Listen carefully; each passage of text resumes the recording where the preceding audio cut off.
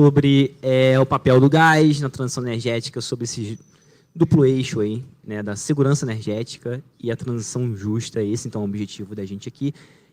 Só um primeiro disclaimer, o Pietro Mendes, né, diretor do NP, está a caminho, então a gente vai começar a conversa, mas deixar um espaço ali já reservado para ele chegar e, enfim, compor a nossa mesa aqui.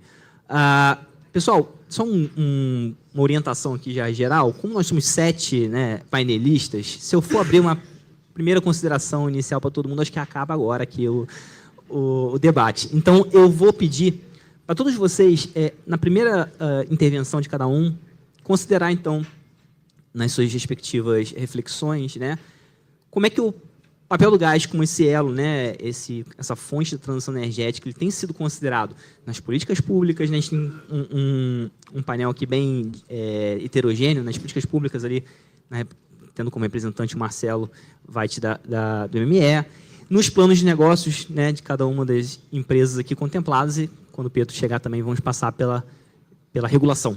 E aí eu vou introduzir já na primeira pergunta para cada um, uma pergunta extra, assim, para a gente já fazer essa primeira reflexão, mas também já abarcar, de certa forma, uma reflexão extra que eu trago para cada um de vocês. Eu vou começar pelo Marcelo, né, representando, então, portanto, quem está ali discutindo, pensando políticas públicas, políticas energéticas, Marcelo. Então, portanto, né, como é que o gás, como elemento de transição energética, está sendo considerado, né, nos trabalhos do ME para políticas, mas também, já aproveitando para se desenvolver um pouquinho para a gente aqui, um assunto que é correlato, né, eu acho que é um consenso, né, aqui no setor de que o gás ele desempenha um papel importante como esse combustível da transição energética em termos de confiabilidade do setor elétrico. Então, a gente tem uma novidade já hoje aqui. O Marcelo, com certeza, a MME soltou essa sistemática do leilão do LRCAP para hoje, né, obviamente, pensando no nosso evento. E aproveitando, portanto, esse gancho importante editorial, Marcelo, que você desenvolvesse para a gente um pouquinho, né, como é que o MME considerou, então, portanto, o gás dentro da política ali na modelagem do leilão de reserva de capacidade, e se esse leilão, na forma como vocês trabalharam, pensaram, ele vai conseguir, enfim, garantir esse protagonismo, incentivar esse protagonismo do gás como elemento de confiabilidade do setor. Perfeito? Bom dia a todos. Realmente, eu desembarquei olhando o Diário Oficial, brincadeira à parte, mas queria já começar agradecendo, André, seu nome, na Eixos, pelo convite aqui do Ministério, para estar trazendo um pouquinho da visão da formulação da política setorial, né, e de toda a articulação que existe na esplanada, no governo, sobre o tema de transição energética. Nós vimos várias frentes, né, discutindo, esse tema sendo discutido, iniciou no Gás para Empregar, né, na resolução CNPE 1, nós já trouxemos uma visão específica sobre o papel do gás natural na transição energética, né, como que ele se encaixa. Então, ali já foi uma discussão entre 15 órgãos envolvendo diversos ministérios da esplanada, né, já debatendo, discutindo, e sobre a liderança, né, desse grupo pela Secretaria Nacional de Transição Energética e Planejamento do próprio Ministério de Minas e Energia. Então, acho que ali já foi uma grande semente plantada, já sinalizando um grande caminho. E, sem dúvida, né, o próprio relatório do Comitê 5, ele aponta como que o gás natural ele se encaixa dentro desse processo, né, como ele tem uma visão, ele tem uma função, acho que muito bem desenhada, né, dentro da nossa matriz. A gente tem uma grande oportunidade, e isso também é reafirmado em diversos países que também tinham uma visão muito limitante, inicialmente limitante, em relação ao gás natural decorrente ser um energético fóssil. Entretanto, na realidade, na prática, ao longo do tempo, diversas políticas reconheceram o gás natural como um papel essencial, e, dada a necessidade de segurança energética, diversos países reconfiguraram, inclusive, seus posicionamentos, né, decorrente, por exemplo, da guerra da Ucrânia e da Rússia, de todos os desafios energéticos que os países vêm enfrentando, entretanto, somando, né, com o compromisso da descarbonização global. Então, sem dúvida, acho que no Brasil nós temos um grande espaço e, do outro lado, no cenário internacional, isso também vem sendo reconhecido e enxergado dessa maneira, né? Então, a primeira política que eu destaco aqui foi a própria discussão dentro do Gás para Empregar, foi colocado esse vetor, e depois nós tivemos diversas outras frentes também lideradas por diversos ministérios, como, por exemplo, o Plano Clima, como a taxonomia, né? Também conduzida pelo Ministério da Fazenda, sobre a nova indústria Brasil, também pelo MDIC. Então, todas essas políticas, elas também vêm sinalizando o gás natural, de repente, não na mesma intensidade, mas reconhecendo os seus papéis em cada um dos segmentos. Então, eu vejo que há uma convergência em sentido e intensidades, de repente, diferentes entre essas políticas. Entretanto, acho que o norte, o vetor está traçado. Tá? Então, acho que essa é a primeira mensagem que eu queria deixar objetivo. E dentro de todas essas discussões, né, nós vemos que o gás natural tem um papel muito importante no setor elétrico brasileiro, né? Então, a gente tem um potencial de descarbonização, isso foi apontado também no relatório do Comitê 5. Acho que nós estamos vivenciando um processo de leilão de reserva de capacidade, né? Exatamente num momento que o Ministério de Minas e Energia está cada vez mais articulando os dois setores, né? A diretora Águida chamou a atenção dos reguladores de energia. A gente tem uma particularidade no Brasil, porque a energia é tratada por duas agências distintas, em que uma estava muito focada na energia elétrica e a outra não enxergava, inclusive, o próprio setor como energia, mas sim combustíveis, né? E o gás natural vem sendo essa ponte dentro desse processo. Então, sem dúvida, estreitando cada vez mais com o setor elétrico, e isso vem sendo reconhecido no LRCAP. Fruto de muita discussão interna para articular e chegarmos aí com a publicação hoje dessa portaria, né, vencendo aí histórico, né, de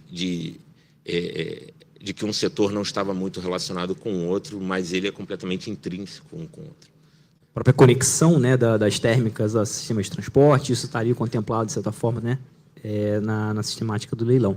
Perfeito. Seja muito bem-vindo, Pietro, no nosso painel. Eu vou deixar um respiro para você, vou circular aqui e depois eu volto, tá? Álvaro, então, portanto, como é que o gás, né, como elemento de transição energética está sendo reconhecido, né, dentro do plano da Petrobras? E aí eu pergunto para ti um pouco mais objetivamente, a Petrobras tem pela frente aí aumento de oferta considerável por vir, né, enfim, para os próximos anos, e a gente vai precisar criar demanda para esse gás novo no mercado. E aí, como é que a Petrobras enxerga, né, o futuro dessa demanda por gás e de que forma a descarbonização está, enfim, abarcada, né, inserida nesse aspecto aí? Bom, André, obrigado pela pergunta. Primeiro, bom dia a todos. Agradeço muito o convite, a oportunidade de estar aqui pela Petrobras. A Petrobras tem no seu plano de negócios hoje, como já foi declarado algumas vezes, uma clara intenção voltada em projetos para ampliar a oferta de gás. A gente olha o papel do gás na transição energética no setor industrial, que eu acho que é um pouco do objeto da sua pergunta. Fazendo primeiro um passeio histórico, nós vemos que o gás teve um papel importantíssimo, desde cerca de 25 a 30 anos atrás, com a entrada da oferta nacional, entrada do gás da Bolívia, de ir substituindo óleo combustível por gás natural.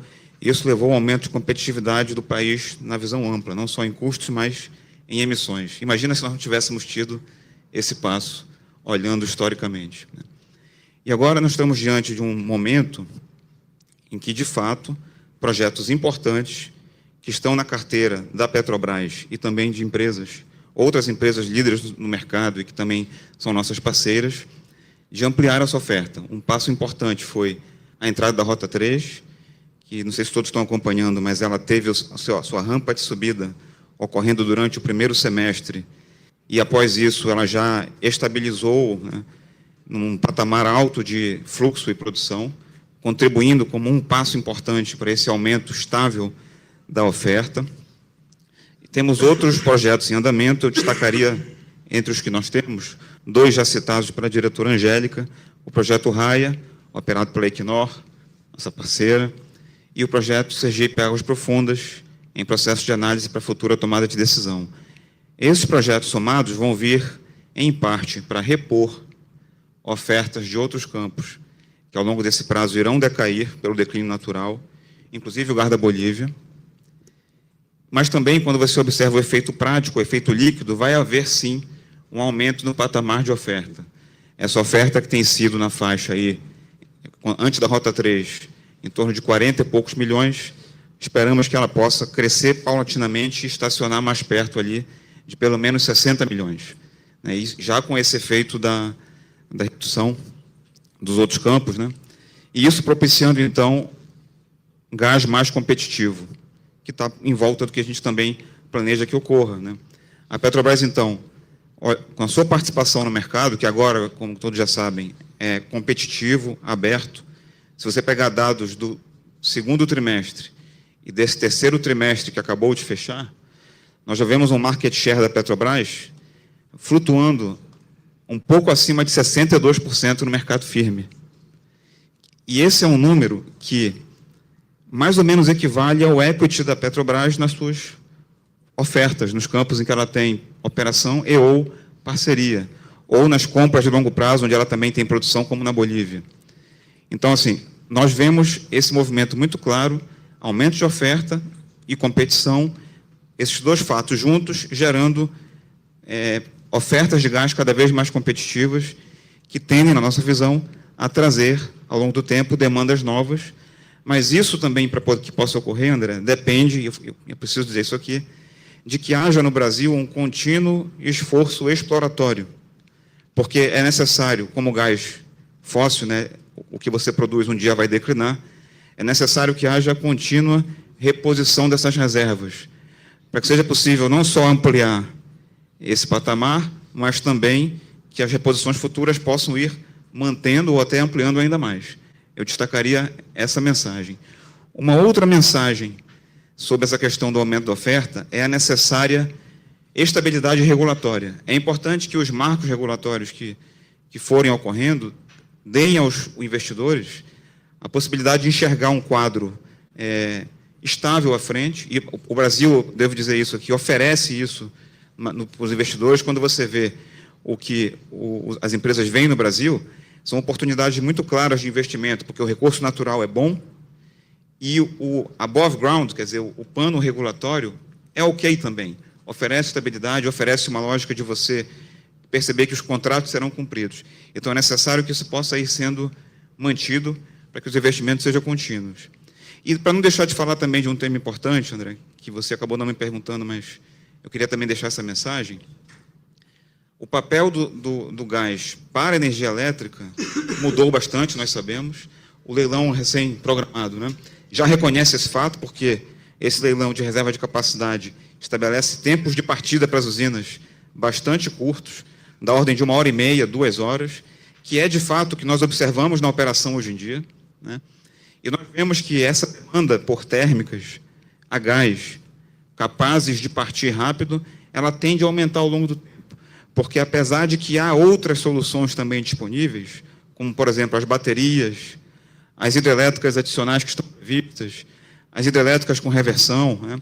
Quando você soma todos os efeitos, a gente vê que é necessário, sim, ampliar a capacidade de térmicas, porque a potência necessária nos horários em que se faz o chamado é muito grande. Para dar alguns números de referência, nós vimos esses 2 anos, 24 e 25, e 25 é um ano com a demanda menor, porque a temperatura está mais baixa, agora em outubro, por exemplo, do que a média, né?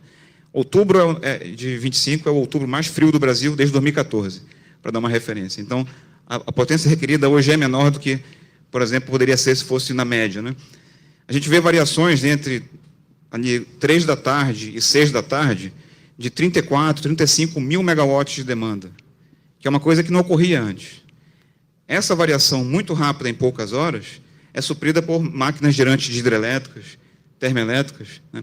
E a cada ano que passar, essa lazeira de aumento vai aumentar. Em 2029, 2030, ela deve chegar acima de 50 mil, só a variação, causada por essa questão da demanda aumentar no mesmo horário que a solar diminui. Então, é por isso que nós vemos que o leilão ele traz essa resposta para permitir que, então, o Brasil consiga colocar no grid, né, colocar na malha de gás e conectado à rede elétrica, capacidade despachável compatível com essa demanda. Isso é um papel importante do gás na transição energética. Muito obrigado aí pela pergunta. Perfeito. Bom, tomar uma mudança de perfil, né, de consumo do gás pelo setor elétrico. Guilherme, eu queria explorar um pouquinho contigo. A ED está ali no front, né, captando clientes, né, como comercializadora que é, e queria ouvir um pouquinho sua perspectiva de demanda, né? Quais são esses nichos de mercado para o gás novo, né, que a gente estava falando aqui, que vocês veem com mais promissores para se desenvolver, olhando para quem está ali interagindo diretamente com o consumidor, né? Bom dia a todos, bom dia a todas. Obrigado a Eixos pelo convite. Eu acho que esse é um tema bastante importante. Álvaro comentou um pouco aqui, acho que o lado da oferta a gente está relativamente bem estruturado e cada vez mais a gente tem que dar o holofote para o lado da demanda. A lei de 21, ela, na verdade, ela tardou um pouco para, de fato, começar a abrir o mercado livre de gás. A gente vê uma entrada mais substancial do mercado livre no ano passado. Inclusive, a ED teve, acho que, o orgulho de poder fazer as primeiras migrações a indústrias no mercado livre no estado de São Paulo. Hoje, a gente já está mais de 8 estados da federação aí com clientes, mais de 40 clientes. Mas, de fato, o olhar para a demanda ele é muito importante. Antes de eu entrar mais nesse ponto, acho que eu vou, num contexto, explicar até brevemente quem é a ED, até porque nós somos uma empresa de apenas 1 ano e 10 meses. A ED é uma empresa do Grupo Cosan. Nós começamos em janeiro de 2024 nossas atividades. Nós somos uma comercializadora de gás e biometano com um grande diferencial. Nós também somos investidores em ativos estratégicos de infraestrutura de gás. Então, para isso, a gente investiu no TRSP, no Terminal de Regasificação de São Paulo, localizado ali em Santos, localizado no estado de São Paulo, que é um grande centro de demanda de energia, de gás.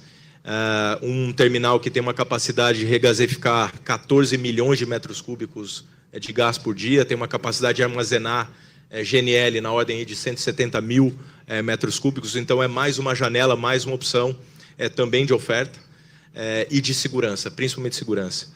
E a gente também investiu num segundo ativo muito estratégico para nós, que é a OneBio, que é uma empresa que faz a purificação de biogás para a produção de biometano, e isso foi uma sociedade que a gente fez com o Grupo Horizon na cidade de Paulínia, no aterro que eles têm em Paulínia, um aterro sanitário, onde a gente compra esse biometano, purifica e deixa ele à disposição de todos os comercializadores, numa ótica muito mais da transição e de levar um gás natural renovável também para a demanda, que vem cada vez mais requisitando esse tipo de solução. A gente é muito pautado em 2 pontos na ED, que são fundamentais, tanto para uma definição estratégica, como um posicionamento que a gente tem para o mercado, que é o primeiro pilar, é segurança, como eu acabei de falar. Investir em infraestrutura que possa gerar segurança de suprimento. A gente tem muito o conceito de segurança no nosso DNA, em relação a ativos, em relação à segurança, colaboradores. E o segundo pilar fundamental é o cliente. Ou seja, a gente nasce exatamente para levar soluções cada vez mais dinâmicas que o Mercado Livre proporciona para esses clientes que a gente historicamente acompanhou eles comprando gás, né, um setor industrial comprando gás no mercado cativo, um mercado que não tinha muita criatividade, e com a abertura do gás, hoje a gente tem uma equipe extremamente treinada e dedicada para entender a demanda específica de cada consumidor industrial. E aí que a gente vai fazer a diferença. E aí que o Mercado Livre também faz a diferença, porque um típico consumidor de alimentos e bebidas consome gás extremamente de uma forma diferente de um consumidor do setor petroquímico. E antes ele só tinha uma forma, um produto para poder comprar, que era um produto das distribuidoras. E hoje a gente consegue ir lá e trabalhar todas as flexibilidades, todos os temas de descarbonização, de economia. Então, esse pacote todo que a gente está inserido dentro do Mercado Livre. E a gente vê uma evolução muito grande, né? Como eu comentei, o mercado abriu de fato no ano passado. Nós levamos as 6 primeiras indústrias paulistas para o Mercado Livre. A gente vê um 2024 finalizando já com bom volume de transação no Mercado Livre. Nesse exato momento, a gente pode falar que o mercado chega a praticamente 50% de todo o consumo, toda a demanda de gás industrial, que são os passíveis de migração, já sendo negociados no âmbito livre, e a gente acredita que isso vai aumentar bastante também. E a gente tem feito isso com um posicionamento também de fazer a melhor composição de portfólio. Hoje, na ED, a gente tem mais de 20 supridores de gás que nós utilizamos, e aí a gente tem comprado gás de produtores de Bolívia, de Argentina, de pré-sal, de biometano, de GNL. Então, essa ideia da gente ter esse dinamismo de portfólio para que a gente possa achar a demanda do outro lado e poder fazer as melhores alocações de acordo com as necessidades de cada cliente. E aí eu acho que o resultado tem sido que todos nós estamos acompanhando, né? Grandes indústrias e um volume muito expressivo já migrando para o mercado livre. De novo, nossa intenção ela é de fazer cada vez mais o entendimento e ter essa proximidade do consumidor. E a gente tem outros desafios pela frente que, na verdade, a gente tem uma ótica de oportunidade. E quando a gente fala de transição energética, quando a gente fala do próprio biometano, a gente já está trabalhando com isso, mas se a gente olha para uma ótica também de que o mercado vem andando de lado em relação à demanda, né? Se a gente pegar os últimos 15 anos, a demanda de gás no Brasil ela é muito estável, a gente tem que trabalhar, acho que de forma conjunta, em como que a gente destrava mais esse consumo. E uma das nossas teses de investimento, e onde a gente está muito inserido, é poder interiorizar cada vez mais o uso do gás, aumentar a indústria do gás, já que nós temos uma infraestrutura que tem armazenagem de gás, de GNL, né, gás de estado líquido, ali no Porto de Santos. Um dos nossos modelos é levar esse GNL através de carretas para consumidores que estão fora da malha do gás, que hoje estão consumindo óleo combustível, que estão consumindo GLP, ou seja, combustíveis que são mais caros, que prejudicam a competitividade da indústria brasileira e que tem, por sua consequência também, mais emissões. Então, o GNL, fazendo o seu devido papel de um combustível da transição, a gente já tem alguns contratos assinados, estamos deslocando óleo combustível de algumas indústrias importantes. A gente começa, inclusive, agora, nesses próximos meses, uma operação ali no Triângulo Mineiro, com uma indústria LD Celulose, que teve essa vontade de se descarbonizar e encontrou do nosso lado também uma empresa com apetite e com a condição de ofertar um GNL e com toda essa logística, com toda essa parte de investimento para poder fazer cada vez mais a interiorização, a expansão e o aumento do consumo do gás. Então, inúmeras oportunidades por aí e que a gente consiga destravar cada vez mais demanda. Legal, perfeito. Então, o off-grid tem todo um caminho ainda de descarbonização indo para explorar, né? E aí, Ana, queria entender um pouquinho. Acho que a Equinor tem as dores e delícias de que a Petrobras também tem, de certa forma, né, para colocar esse gás de raia, né, gás novo, chegando no mercado. Enfim, achar demanda para esse gás. Como é que vocês têm trabalhado sobre essa perspectiva e desenvolva aí para a gente como a Equinor trabalha gás com transição energética nos seus negócios. Claro, obrigada pela pergunta. Primeiro, bom dia. Queria começar agradecendo o convite. Uma enorme satisfação estar aqui representando a Equinor. Equinor é uma empresa global de energia, né? Tem suas raízes em óleo e gás, mas um compromisso grande na transição energética e na segurança. E aí eu gosto de falar, né, que o desenvolvimento da indústria de gás foi bem marcante. A gente também reconhece esse desenvolvimento, principalmente a partir de 2022, com a liberalização. O mercado se desenvolveu, a Equinor também se desenvolveu junto com esse mercado. Então, a gente tinha o gás roncador, 25% numa parceria com a Petrobras, e foi vital esse aprendizado para a gente, dentro do mercado, justamente para a gente conseguir diminuir as incertezas, entender um pouco do mercado e conseguir, inclusive, influenciar a aprovação de investimento de Raia, que é o grande protagonista, um dos protagonistas hoje da indústria. E, enfim, 16 milhões de metros cúbicos dia, Repsol e Petrobras trabalhando juntos, inclusive investindo também em tentar minimizar as emissões desse projeto, né, que você tem hoje aí por investimentos em turbinas de ciclo combinado. Esse projeto emite 6 quilos de CO2 por barril, bem abaixo da média global, que está entre 17 e 20. Isso é um exemplo real do nosso compromisso também com a transição energética. Bom, mas aí, dito isso, acho que para a gente também aprovar mais investimentos, cada vez mais, para, de fato, contribuir com a maior competitividade estrutural do gás, né, no aumento de oferta, a gente tem que ter, obviamente, cada vez mais reduzir as incertezas, também, né, uma segurança jurídico-regulatória, também ter uma visão de longo prazo dessa demanda, que é uma questão também que gera incerteza, e o aumento da liquidez, né?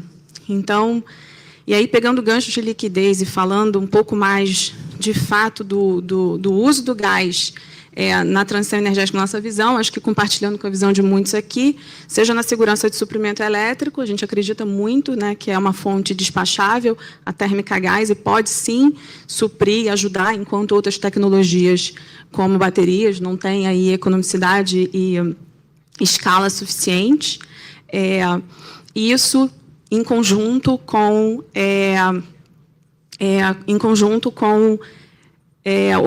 outras questões que a gente pode pensar sobre... Ai, gente, desculpa. Calma aí, que me perdi. Vai lá, tranquilo.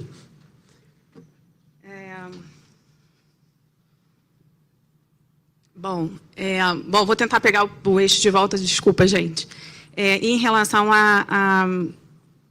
a questão da expansão do setor elétrico, né, das fontes despacháveis, e o gás também como uso no crescimento industrial, seja ele motivando a substituição de combustíveis mais poluentes. Bom, e aí, dito isso, acho que é importante a gente pensar também num papel que a gente está, que é um momento bem decisivo, né? A gente tem aí todo esse desenvolvimento de liberalização, e a gente começa a trazer o desafio para a indústria, todos os players estão nesse desafio, que é como a gente tornar a competitividade real, né? Como a gente traz o desenvolvimento dessa liberalização em competitividade real.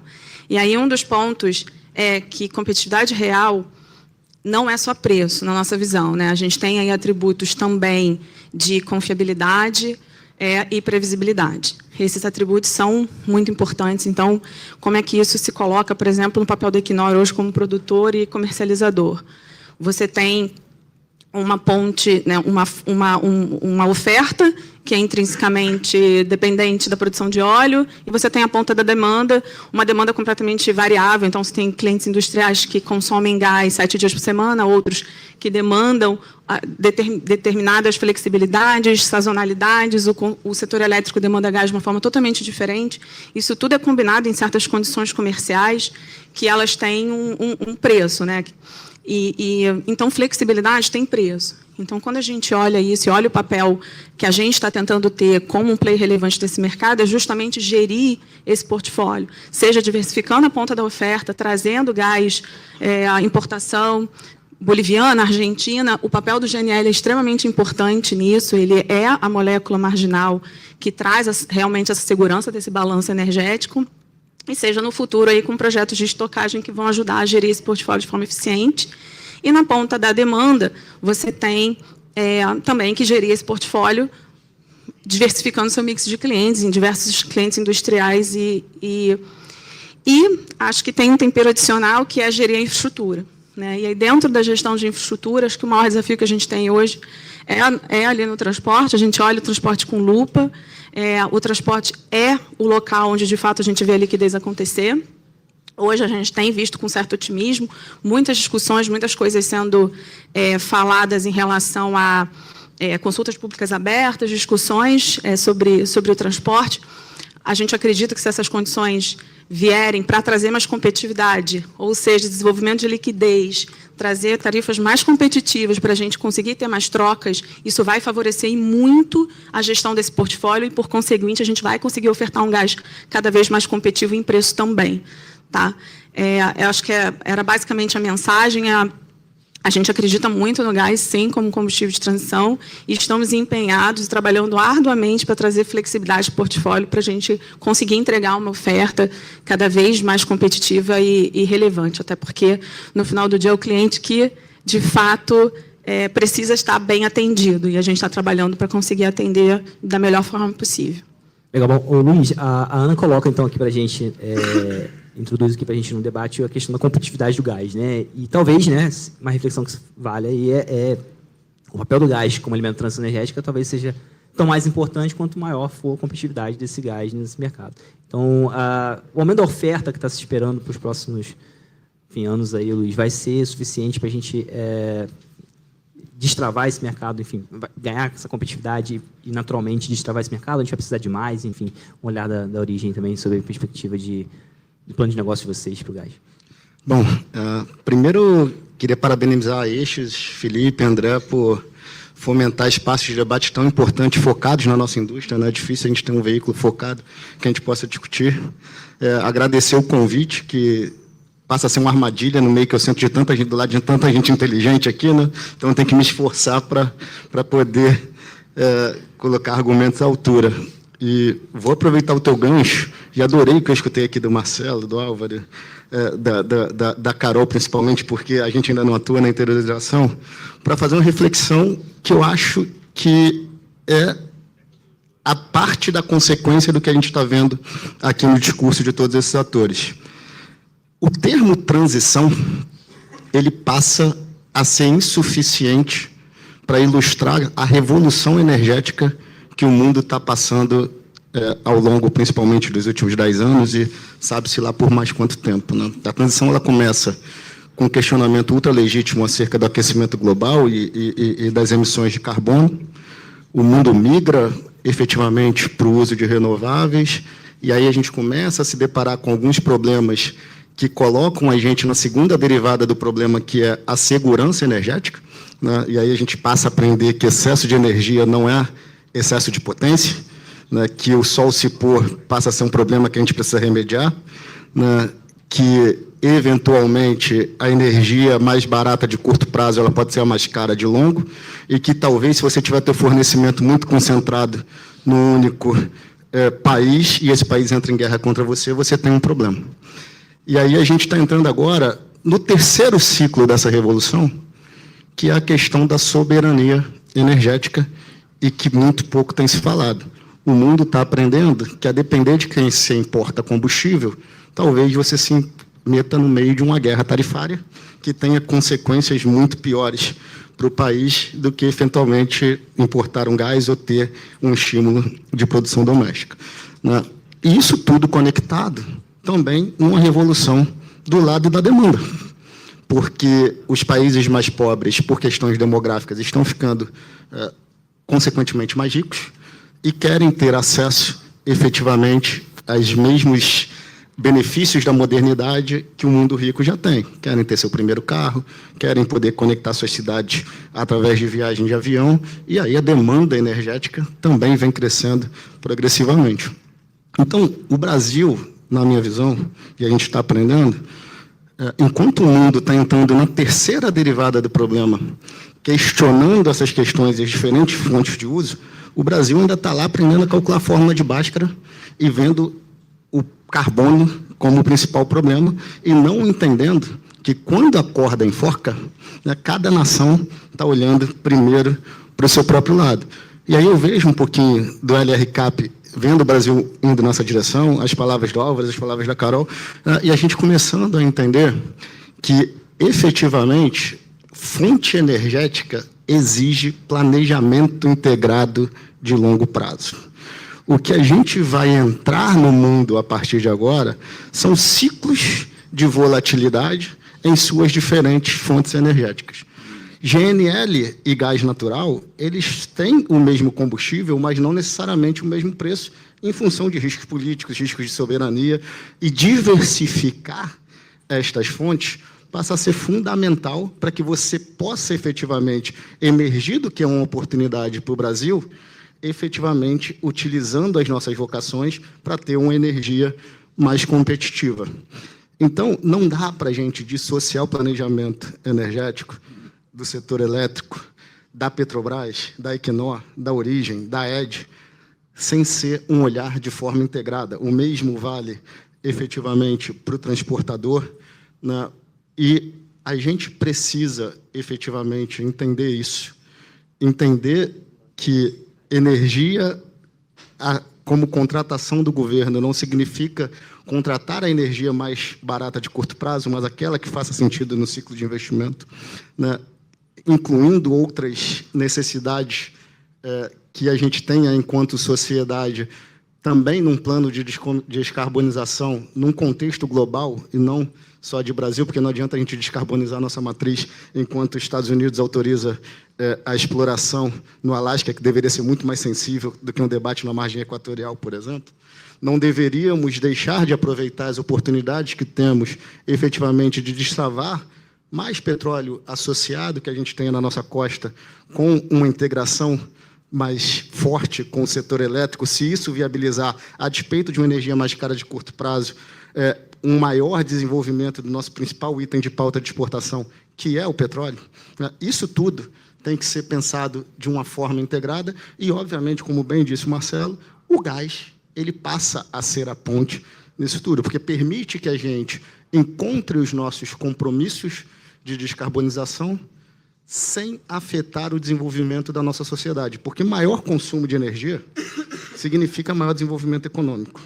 E abrir mão de um consumo de energia, e, de novo, excesso de energia não é excesso de potência, significa abrir mão de uma melhor qualidade de vida para a nossa sociedade. Então, a gente tem que perder a vergonha de ter esse debate de maneira mais clara, passando por todos os elos, desde o regulador ao fomentador de política pública, ao agente privado, de uma forma muito transparente para buscar o melhor. E, a partir desse planejamento integrado, o custo de capital cai, né? A previsibilidade vem e tudo que a gente precisa acontece para o Brasil efetivamente ter a vocação de potência energética desenvolvida, como a gente sabe que ele tem. Legal, Paulo. Eu queria desenvolver um outro ponto aqui do gás como essa fonte de garantia de suprimento, né, que é o data center, né? A Energisa tem se colocado um agente vocal na defesa do gás como uma fonte viável para garantir esse suprimento aos data centers. E a gente viu no Redata, né, na MP do Redata, no texto, que o gás, enfim, os critérios de habilitação para o regime contemplam as energias limpas, e o governo já sinalizou que o gás fóssil, pelo menos, não está, pelo menos no primeiro momento, contemplado, não será contemplado na regulamentação futura desse conceito de energia limpa, ainda que o debate esteja em aberto lá no Congresso, né? Queria entender, do ponto de vista de vocês, se essa exclusão do gás como política, dentro da política do data center, ela inviabiliza ou dificulta o desenvolvimento do gás como essa fonte de suprimento para data center, ou o gás vai achar seus meios de, enfim, ser essa fonte confiável para o setor? Bom dia. É muito bom esse debate aqui, colocando o gás no centro de uma discussão sobre transição, né? Acho que é muito importante aqui no Diálogos da Transição a gente está falando de gás.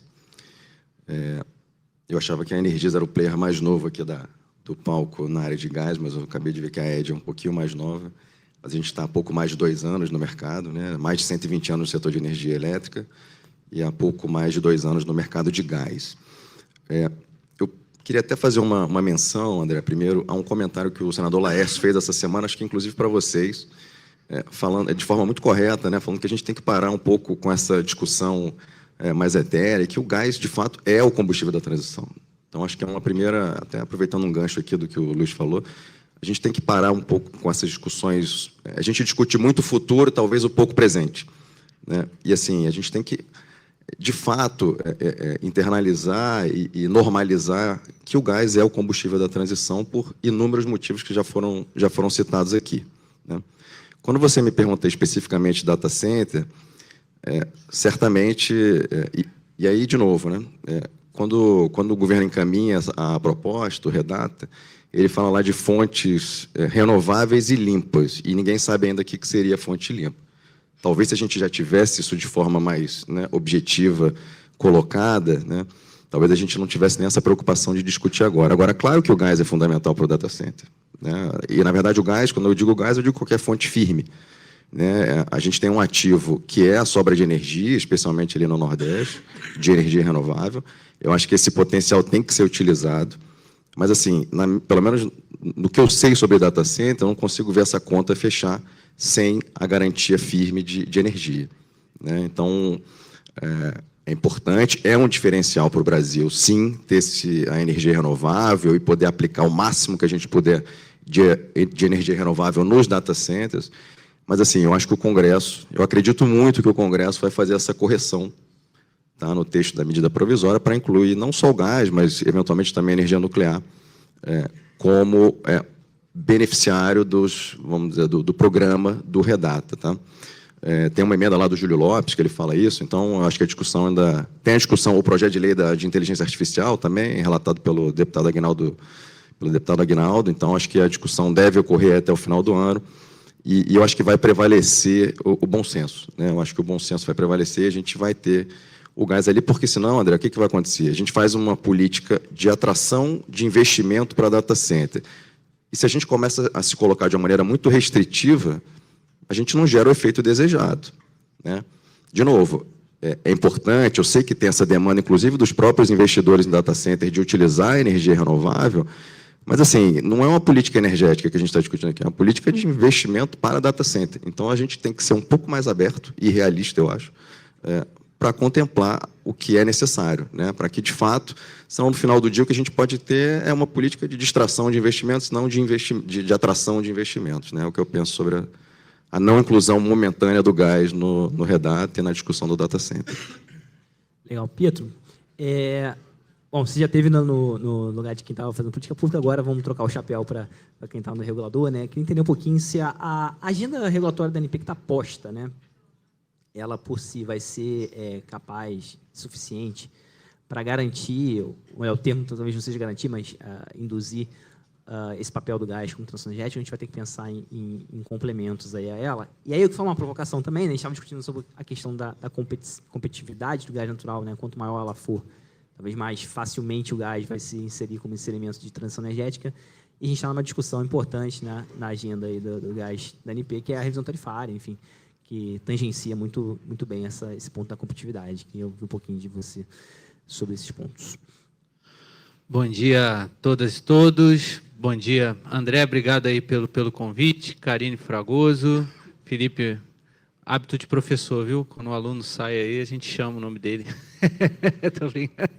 Felipe Maciel, pelo convite.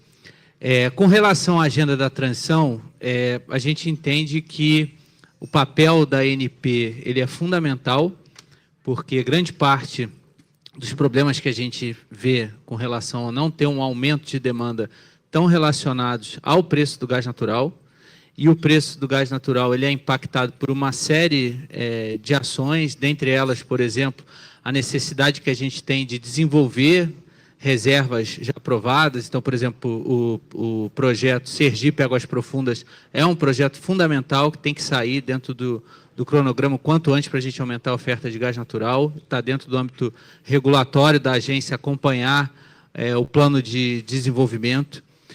A agência ela tem um papel relevante também no que se refere à regulação combinado com a política energética, para que a gente consiga ter outras fontes, como, por exemplo, o gás natural de vaca muerta, que a regulação ela seja capaz, né, de ter comercializadores, ter outros agentes atuando, facilitar a figura, né, da compra dos grandes consumidores diretamente dos produtores de gás natural. A figura do consumidor livre é algo extremamente importante.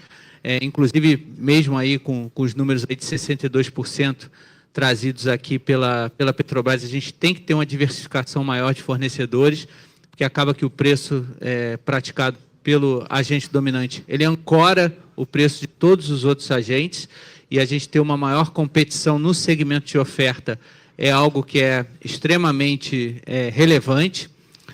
E quando nós olhamos para a questão da infraestrutura, diferente de outros países, e aí é muito bom ouvir a fala do planejamento integrado, ainda hoje aqui a gente, na minha visão, discute um pouco do óbvio, que é que o sistema do gás natural ele envolve escoamento, envolve processamento, envolve transporte, envolve terminais GNL, todas essas, a facilidade de acesso, possibilidade de outros agentes utilizar essa infraestrutura, não só os agentes que construíram aquela infraestrutura, é fundamental para a gente aumentar a oferta de gás, porque com uma regulação adequada se reduz esses custos, né? Está aqui a representante da Equinor trouxe essa questão do transporte, já dialogando um pouquinho com o que você está falando.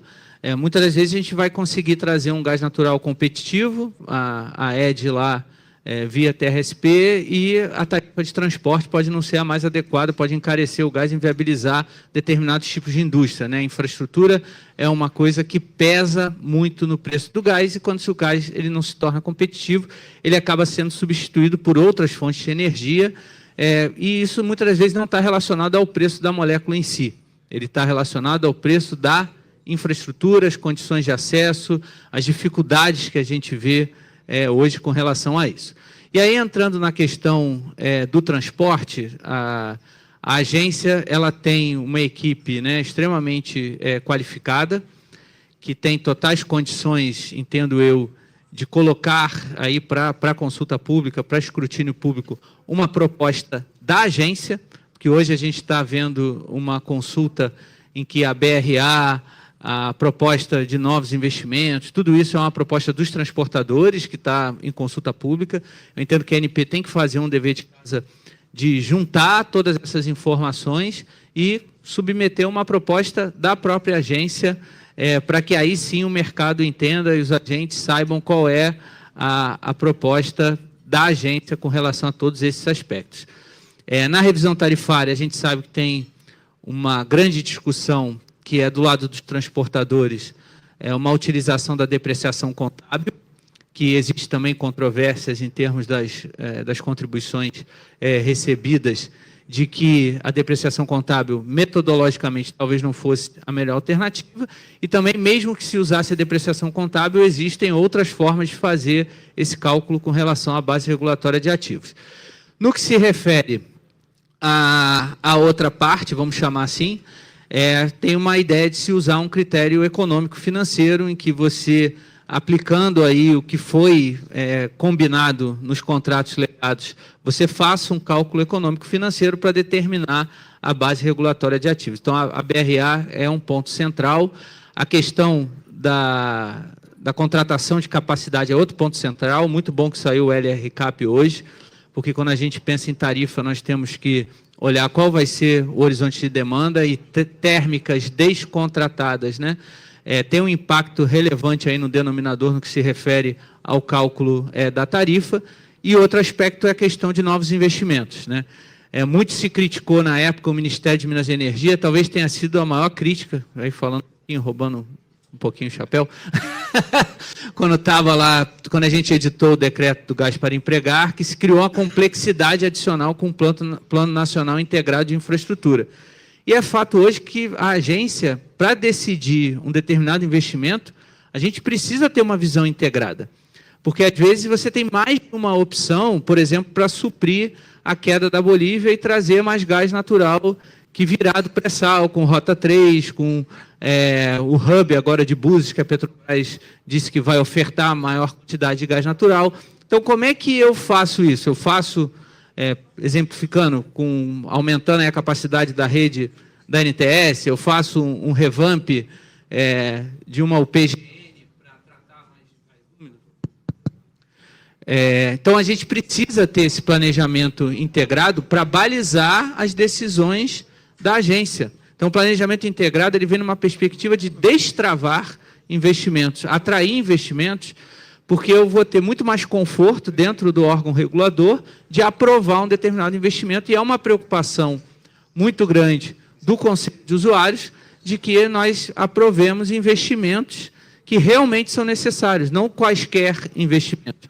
E, ainda que esse investimento seja necessário, qual é a melhor alternativa para se fazer o investimento, para que a gente não aumente a base regulatória de ativos e a tarifa de transporte, que no limite, se vai aumentando, você vai indo para a espiral da morte, que é todo mundo acabar querendo sair da rede de transporte, buscar um bypass, buscar fazer seu próprio terminal de GNL, se desconectar da rede. Então, todos esses elementos são elementos muito complexos que estão nessa discussão da revisão tarifária. O Álvaro falou aqui da previsibilidade regulatória. Eu sempre entendo que previsibilidade regulatória é previsibilidade de regras. Não é que tudo que está acontecendo agora continue acontecendo. Se há uma previsibilidade que aquelas regras podem ser revistas, que vai ter uma consulta pública, que vai ter uma audiência pública, que você vai ter uma análise de impacto regulatório, sim, os paradigmas eles podem ser alterados desde que o investidor previamente saiba que determinadas regras podem ser modificadas pelo bem da regulação. E, para finalizar, falar da UOC. Nós estamos também nos debruçando bastante com relação à definição da UOC, do custo capital. Tem coisas muito importantes, como, por exemplo, qual vai ser a composição de custo capital próprio, custo capital de terceiros, como é que a gente, uma solicitação dos transportadores, que a metodologia que foi aplicada aí para o ciclo tarifário anterior, a questão do risco Brasil, algumas das fontes de informação elas foram descontinuadas, então a gente está buscando fazer essa atualização e com a preocupação de que nós tenhamos, por um lado, um investimento que seja atrativo para ser feito, mas que tenha uma remuneração compatível com o risco daquela atividade, que é uma atividade com muito menos risco, por exemplo, que uma atividade de exploração e produção de petróleo. Então, tudo isso faz parte de um grande pacote que estamos nos debruçando dentro da agência para que a infraestrutura ela tenha o peso dentro do preço do gás natural compatível com o risco e que, sim, o gás natural ele seja aí o combustível da transição, não só para a questão da mobilidade, porque hoje ele já é competitivo para a mobilidade, para competir com o diesel, mas também para indústrias e segmentos específicos que precisam de um preço de gás natural mais competitivo, como é o caso aí de fertilizante, indústria química, que nós temos uma grande capacidade ociosa hoje, que não está sendo utilizada pelo alto preço do gás natural, e várias indústrias estudando como é que eu saio do gás natural, dado o alto preço. Então, assim, a gente tem que reconhecer, sim, eu vou divergir um pouquinho aqui de todo mundo, que preço importa. Não sei por que não se pode falar de preço. Todo mundo vai falar de preço, não, preço não importa. E aí me lembra muito até o Milton Friedman, que dizia que todo mundo é liberal em N-1 mercados. Esse um é o seu. Então, o que a gente recebe de gente pedindo para regular o preço dos outros, baixar o OC dos outros, se for para o meu investimento é diferente, né? Não. Mas se for o preço do que eu vou comprar, eu quero o preço tabelado. Se é o preço que eu vou vender, posso vender o preço que eu quiser e ninguém tem que intervir nisso. Não estou propondo aqui uma intervenção em preço, mas a gente, sim, tem que discutir preço. Preço importa e preço importa para a demanda, importa para a tarifa de transporte, porque você aumenta a utilização do gasoduto, importa para todo mundo o preço, e a gente, sim, tem que olhar preço. Obrigado. Legal, a gente vai passar agora para uma segunda rodada, que eu acredito, pelo andar da hora, vai ser a rodada final para todos também. E aí, só para, antes da gente introduzir a segunda rodada aqui, é um assunto, Pedro, que sensível e que caloroso nesse momento, o debate sobre revisão tarifária. Só para deixar bem claro aqui, a proposta ANP para a revisão tarifária, ela já está na mesa? Como é que está aí a perspectiva de apresentação ao mercado? Nós estamos construindo internamente. O que aconteceu é que a gente trouxe pessoas de volta para a Superintendência de Infraestrutura e Movimentação, inclusive que participaram da revisão tarifária da TBG, que tem bastante experiência. O cálculo uma proposta de WOC é algo um pouco mais fácil de se fazer, porque você não depende tanto de informações de terceiros. A própria agência ela pode fazer uma busca ativa das fontes para fazer o cálculo da WOC, mas a BRA você depende de se debruçar sobre as planilhas que foram colocadas em consulta pública. Cada transportadora acabou colocando de uma forma, não foi exigido um padrão. Isso dificulta a própria análise técnica da agência, como também a análise das pessoas que estão participando da consulta pública. A gente não tem uma uniformidade de apresentação dessas informações. Então, uma coisa que nós estamos nos debruçando, estamos conversando o tempo todo com a NTS, com a TAG, com a Petrobras também, com o CDU, para que a gente consiga, a partir dos dados que foram colocados em consulta, mais as contribuições recebidas, construir o que nós entendemos que seria a BRA adequada. É um passo, quando cheguei lá na agência, junto com o Arthur e com o próprio convencimento hoje que existe na diretoria, é de que nós precisamos ter a nossa proposta. Muitas das vezes existem críticas à BRA, ao OC, a novos investimentos, mas que não são a proposta da ANP. A ANP não colocou em consulta pública a sua proposta. A ANP ela pegou as informações recebidas dos transportadores e colocou em consulta. Então, agora a gente está fazendo esse trabalho, vamos consolidar tudo que foi recebido na consulta, para aí sim levar para a diretoria colegiada uma proposta que fique em consulta pública, idealmente talvez num tempo menor, mas que seja uma proposta da agência, que aí sim as pessoas vão entender. Para onde a agência está olhando o que é a BRA? Para onde a agência está olhando o que vai ser o OC? Essa é a ideia. Legal, então vai à consulta pública também essa proposta da ANP. Tudo esse ano ainda. Sim. Tá. Não. Vai ficar difícil, né? Então, a revisão tarifária conclui-se em 26, é isso, Pietro? Entendo que sim. Que hoje não é possível concluir esse ano. Tá bom. Tá bom? Marcelo, vamos lá. A gente estava conversando aqui sobre... o Luiz levantou bem a bola da integração do planejamento, né, a importância dessa coordenação, e a gente levantou aqui o aspecto do Redata, né, como é que... Enfim, hoje a gente tem o tema da energia, ele perpassa, é interdisciplinar, né, é algo que está sendo discutido no ME, onde é a casa de origem, mas também tem na Fazenda discussões relacionadas ao setor, MDIC também, enfim, está ali, Casa Civil, obviamente, coordenando isso. Como é que a gente garante, né, uma visão coordenada para as políticas públicas no Brasil que tangenciam o setor de energia? E queria ouvir um pouquinho também tua visão, um elemento que a gente não abordou ainda, aprofundou aqui, mas eu queria ouvir um pouquinho, é o bimetano, né, como esse elemento de transição energética. O MME colocou aí a análise de impacto regulatório do mandato inicial do combustível futuro para o ano que vem, uma meta abaixo daquela inicialmente prevista, né, de 1%. Qual foi o racional, enfim, os fundamentos que balizaram aí a decisão do MME, por favor? Bom, ótimo ponto. Aqui acho que a gente está tratando planejamento em diversos níveis, né? O Brasil tem um ponto muito importante que muitos países não têm, e a gente enxerga a importância dessa instituição, que é a própria EPE.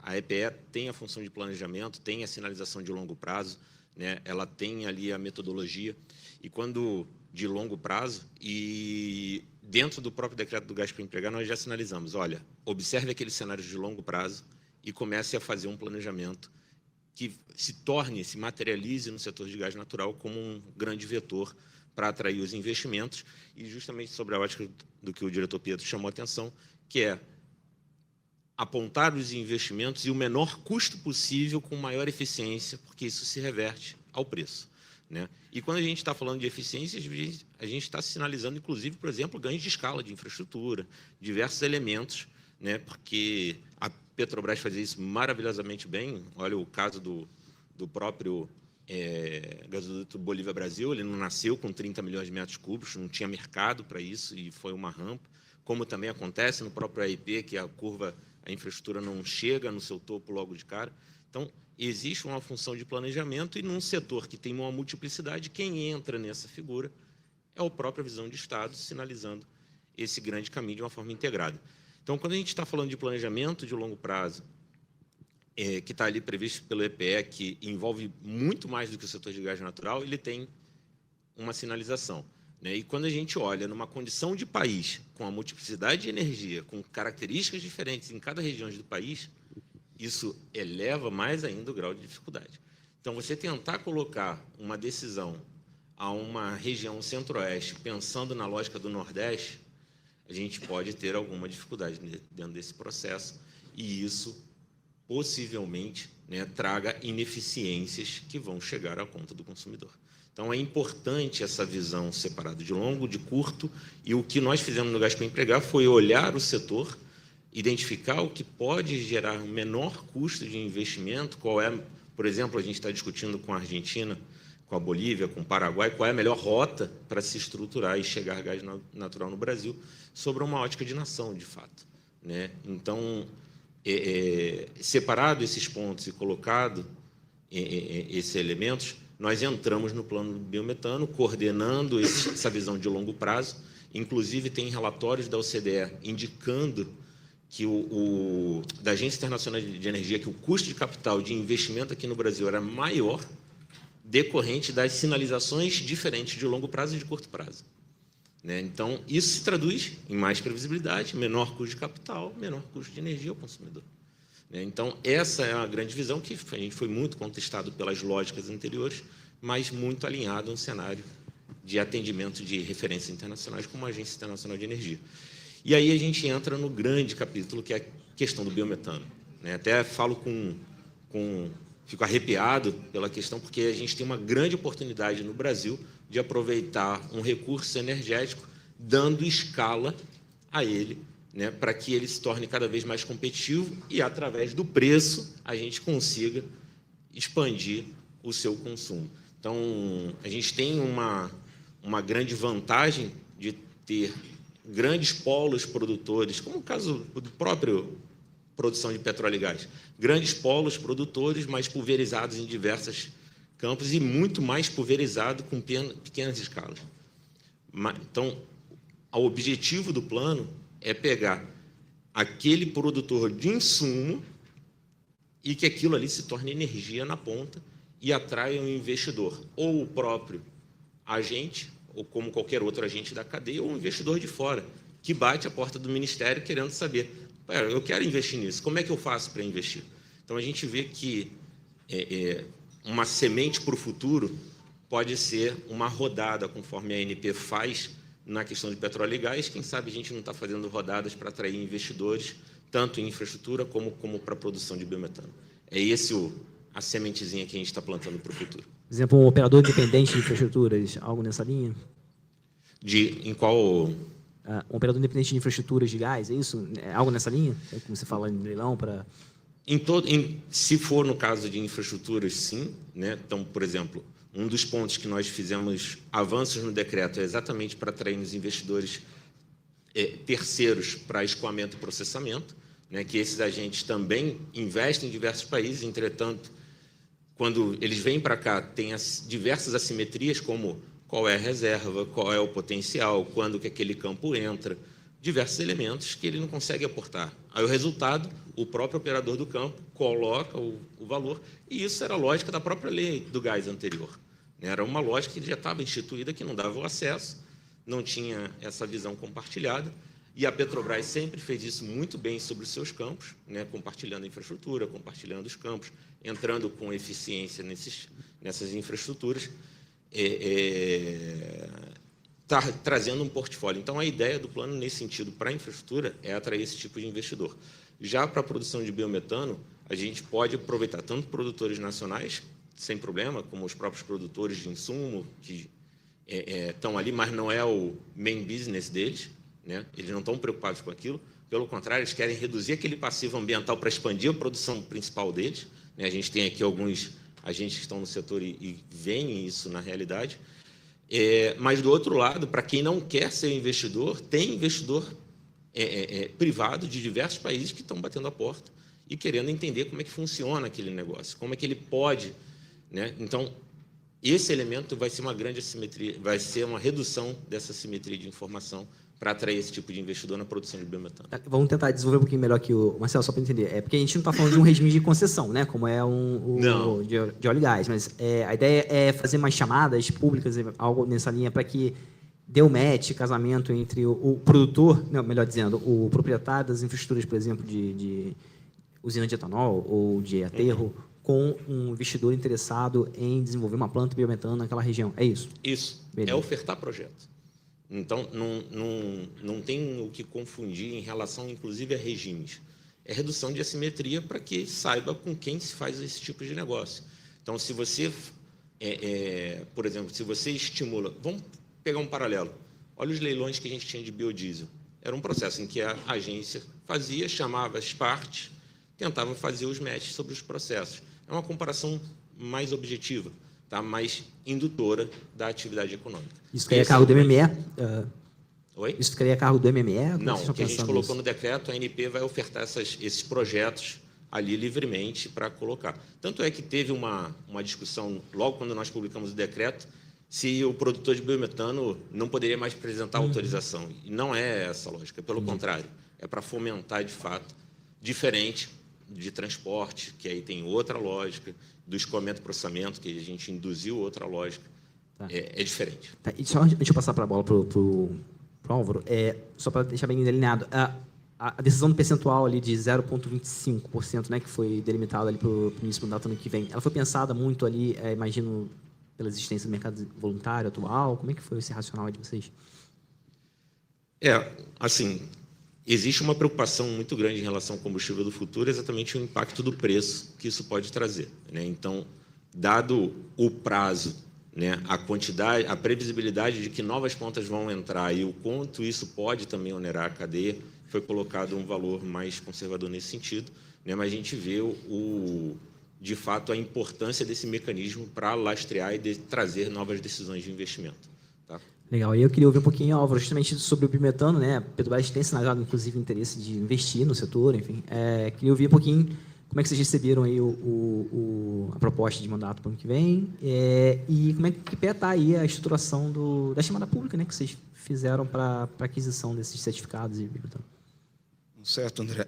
Nós vimos essa questão do mandato de uma forma exatamente o que o Marcelo comentou, como um ajuste, né, de trajetória, para considerar o fato de que existe uma maturidade dos projetos que talvez leve algum tempo a mais, não muito tempo, mas algum tempo a mais para se desenvolverem. Então, nós vimos isso como uma trajetória ajustada. Tá? Um início mais devagar, mas que, na verdade, tende a depois a poder encostar onde se esperava, lá no mínimo naquele 1% inicial. Nós fizemos, tendo em vista a aprovação do combustível do futuro, né? E mesmo antes da regulamentação que está ocorrendo, já no início desse ano fizemos uma chamada de propostas, como é conhecido. Nessa chamada, nós solicitamos propostas de diferentes tipos, já permitindo quaisquer soluções. Por exemplo, entrega na malha da distribuidora, entrega na malha de transporte, entrega por carreta, entrega do certificado do Segob, justamente para que pudéssemos já ir construindo esse mapa e que nos fizesse sermos capazes, de, ao longo do tempo, irmos preenchendo o atendimento do nosso mandato, da Petrobras, né? Que é um mandato, quando você pega lá a lógica média dos últimos 10 anos, né?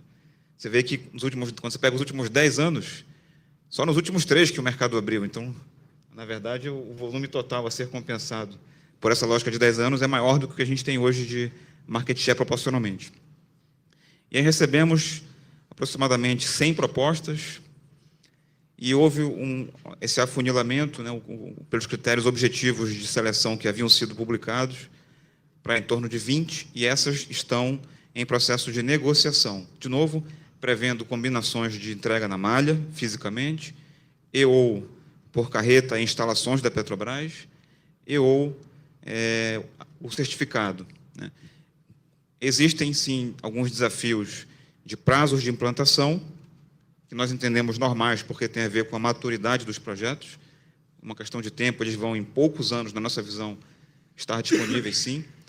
E existe uma questão de um desafio de custo, como foi trazido pelo Marcelo, e essa, eu diria assim, prudencial ajuste de rota ajuda aí trabalhando essa questão do custo. Muito importante que haja, e como está havendo, né, uma boa regulamentação do uso de certificados, porque esse vai ser uma parte do caminho importante, né? A previsão do atributo ambiental ajuda muito também a viabilizar, né? E como você havia dito, André, nós já falávamos da intenção do biometano, você bem disse, antes da lei ser sancionada até, porque como parte da estratégia de transição energética está trazer combustíveis de baixo carbono para o nosso portfólio, que possam, inclusive, ser usados de forma canalizada para esverdear os produtos finais, né, que a Petrobras vende. Às vezes o gás é um meio para transformar depois num outro produto, né, no hidrogênio, ou em outros produtos dessa cadeia de combustíveis de baixo carbono, além de compor o portfólio direto de venda de gás também, né? Por isso que o nosso interesse já vinha, e o mandato veio, na nossa visão, a trazer essa trajetória talvez mais rápida. E agora esse é um ajuste.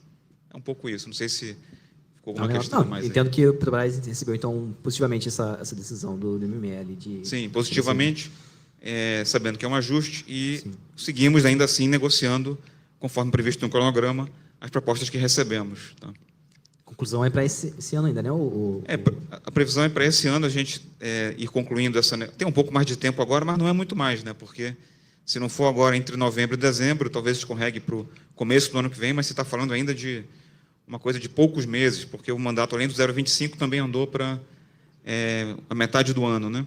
Isso dá um pouco mais de respiro, mas uma visão de longo prazo, estratégica, pouco muda, na verdade, né? Perfeito. Continuamos com o mesmo intento aqui. Antes de passar a bola para o Guilherme, só um ponto, Marcelo, que ele levantar ali. Só um ponto para mostrar o casamento entre as políticas. Essa oferta da ANP e essa falta de informação, inclusive de custo de produção, prisão, essa oferta para a ANP pode ser o grande teste econômico para viabilizar, inclusive, a expansão das metas do combustível do futuro, né? Isso definido pelo CNPE. Então, as políticas elas estão trianguladas exatamente para startup, porque não adianta a gente só colocar a meta também se tiver assimetria, se não tiver o investidor, se o principal investidor, que é o dono do insumo, também não sabe para quem ele oferta. Então, o objetivo é reduzir todos esses elementos e testar o mercado na oferta ali pela ANP, na redução de assimetria de informação. Perfeito. E aí, Guilherme, queria desenvolver um pouquinho contigo melhor como é que a ED tem olhado a perspectiva de desenvolvimento da demanda do gás no transporte, né? A gente falou sobre off-grid, mas tem também o transporte, que é um nicho que a companhia tem apostado aí. Teve até um anúncio, acho que no ano passado, já perdi um pouco a noção de tempo, confesso, para desenvolvimento da rota de corredor ali com a Virtu, né? Que é dar uma atualizada no que tinha nesse projeto. E aí, sobre esse tema, a gente teve avanços esse ano, né?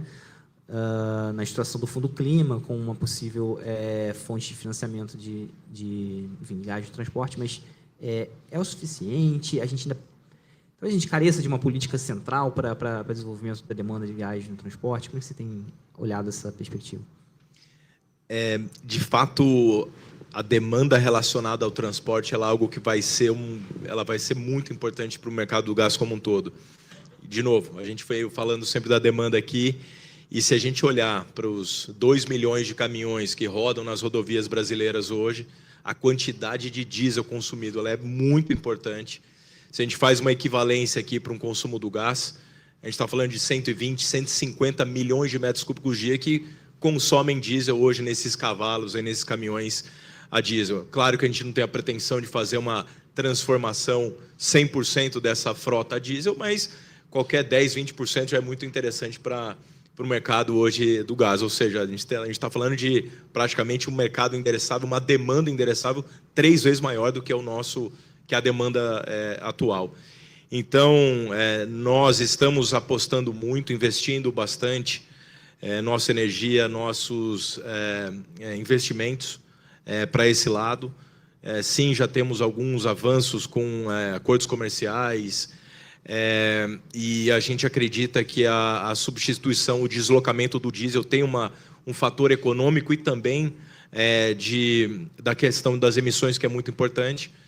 Mas, como você bem comentou, nós ainda precisamos de mais advocacy. A questão do Fundo Clima ela é fundamental. Hoje, o CAPEX, o custo do investimento num cavalo, né, num caminhão a gás, a GNL, ele é um pouco mais caro do que o diesel. Existem outros temas, como alguns incentivos, como a questão do pedágio.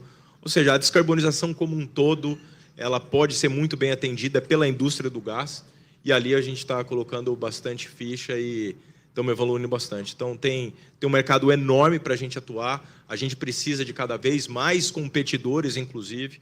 A gente acredita muito na aplicação específica até do GNL, porque hoje, se a gente falar de autonomia desses caminhões, no mercado do consumo do diesel nesses caminhões, a gente está falando de mais ou menos 1.000 quilômetros de autonomia. Quando a gente fala no GNV, a gente reduz isso para mais ou menos uns 400 quilômetros, mas o GNL ele consegue dar uma autonomia muito próxima ao diesel. Então, tecnicamente, a gente está muito próximo a fazer isso. A Scania é uma montadora que hoje está pronta para poder fazer esse tipo de montagem, fabricação de equipamentos nacionais, uma capacidade de 1.500 a 3.000 unidades por ano de caminhões a gás. Ou seja, a gente tem oferta de tecnologia, né, de montagem aqui dos caminhões.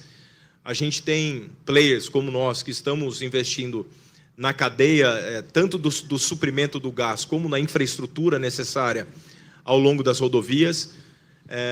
E fato que a gente precisa de um pouco mais de força para o investimento, para reduzir custo de capital, incentivar cada vez mais o que a gente chama, né, do TCO, dessa aplicação do gás em detrimento ao diesel, mas ali a gente está numa agenda muito forte e, de novo, a demanda a gente vai destravar muito no setor rodoviário. O mercado voluntário já está acontecendo, né? Já está acontecendo, mas, de novo, com políticas públicas, com todos os entes da cadeia trabalhando de forma conjunta, a gente consegue acelerar esse processo, que eu acho que é o grande ponto. Hoje a gente deve ter, vou chutar aqui, por volta de 1.000 caminhões a gás rodando, mas tem uma possibilidade de a gente fazer isso de uma maneira transformacional. Então, é isso que a gente precisa. Ainda nesse ponto, Guilherme, havendo necessidade, portanto, de uma política, qual o principal ponto que ela precisa atacar, né, para que esse mercado deslanche, de fato? Como eu comentei, o primeiro ponto, acredito que financiabilidade. Isso é um fator bastante pesado. Tá. Além do Fundo Clima... Fundo Clima, sem dúvida. A IBNDES trabalhando para isso. Outros fundos que possam vir também para a gente trabalhar. De novo, fabricação, eu acho que a gente já está rompendo essa barreira. E a questão do pedágio, com certeza, vai ser um impulsionador. Então, tem bastante ponto aí. E aí, só antes de passar a bola para a Ana, também queria ouvir um pouquinho aí sobre o biometano, né, o mandato que foi estabelecido, mas o viés de quem está vendendo o biometano, né, não quem está, enfim, sendo a parte obrigada. A gente recebeu aí também essa atualização. Entendemos que é um ajuste de rota. O que é o nosso ponto? Hoje nós temos 3 projetos de biometano sobre gestão da ED, um que a gente é investidor, outros 2 que a gente compra, a gente é o off-taker desse biometano para poder revender, para comercializar. O ponto é que a gente está pronto para fazer isso. Então, hoje, nós já temos uma disponibilidade atual, que é uma planta que a gente tem ali na região da Necta, uma planta de biometano que a gente compra o biometano através do processo do setor sucrocoleiro de Vinhaça. A gente está comissionando a parte final do nosso projeto ali de Paulínia.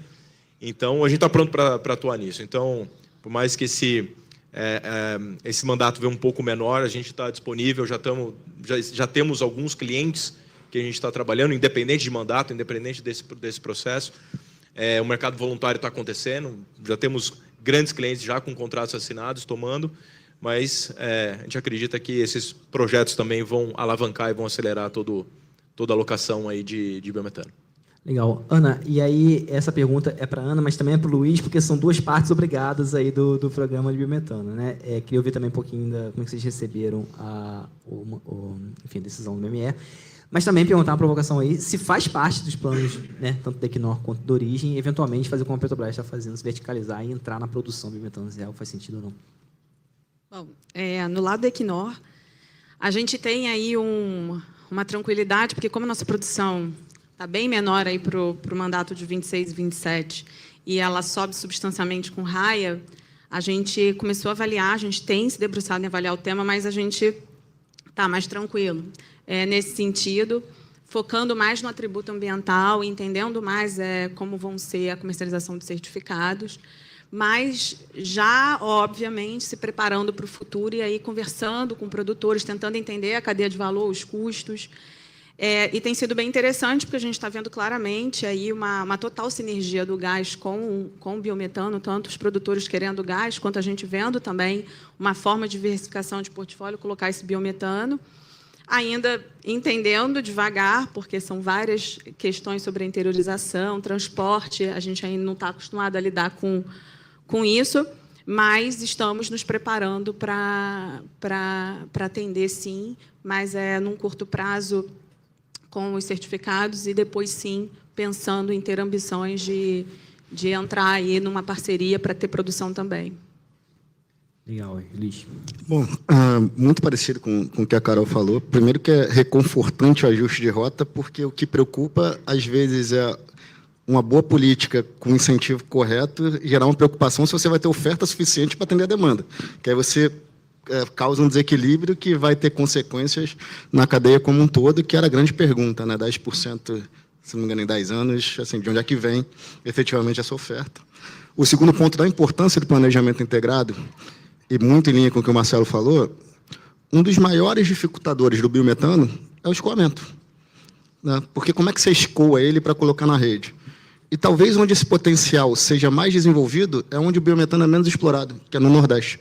Eu adoraria conectar uma produção de biometano de cana-de-açúcar em Alagoas direto a um rede de escoamento, que eu já fiz investimento, na verdade, a Petrobras no passado.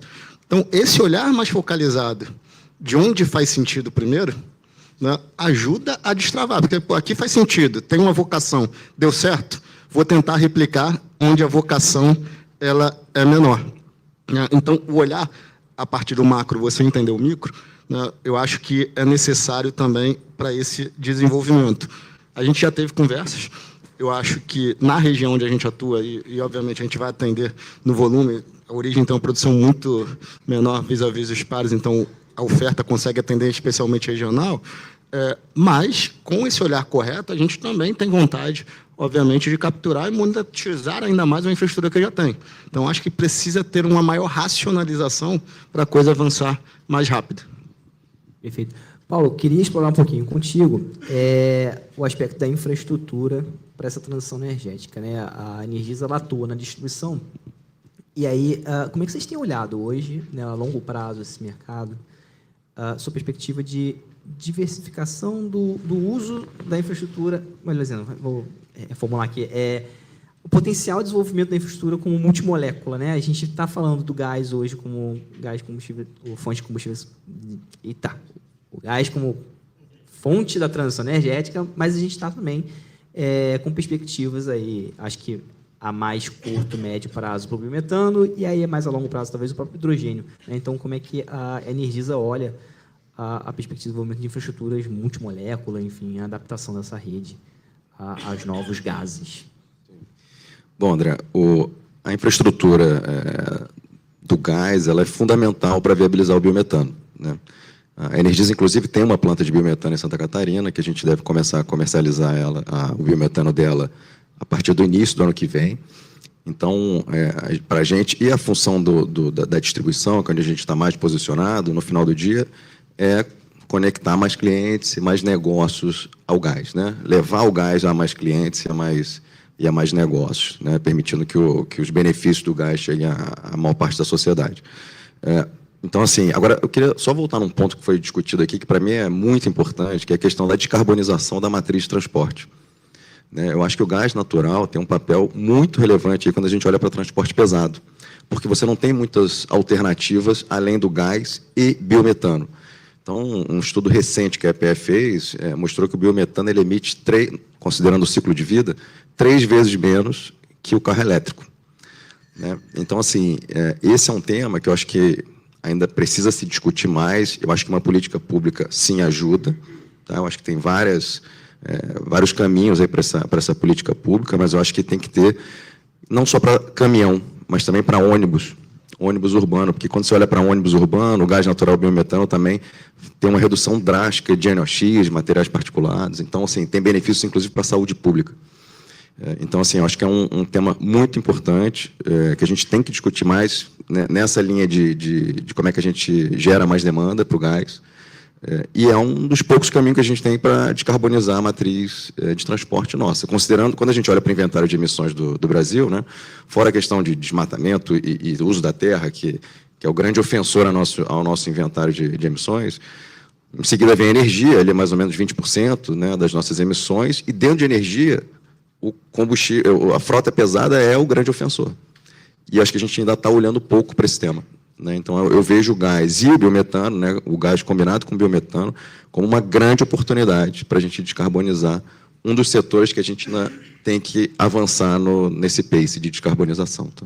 E olhando a perspectiva da infraestrutura multimolécula, também o gás com biometano nesse primeiro momento. Né? Sem dúvida, sem dúvida. Tá. Legal. Pietro, aí sobre esse duplo aspecto, na verdade, né? Queria ouvir um pouquinho também como é que está a atualização da agenda regulatória da ANP para a regulamentação do biometano, né, do combustível futuro. Acho que falta ainda definir a resolução dos agentes obrigados, né, e do certificado nisso, do lastreamento, enfim. Queria ver como é que está a atualização dessa agenda. E aí também falar um pouquinho sobre multimoléculas, né, como é que a ANP está olhando a perspectiva de desenvolvimento desse compartilhamento de infraestruturas, né. É algo que não está na agenda agora, mas olhando a longo prazo, como é que tem sido esse debate lá interno. Bom, com relação à regulamentação do biometano, nós estamos trabalhando em 2 resoluções. A primeira se refere a como individualizar a meta, né? O CNPE vai definir essa meta global e nós precisamos individualizar de acordo com a participação de mercado de cada produtor.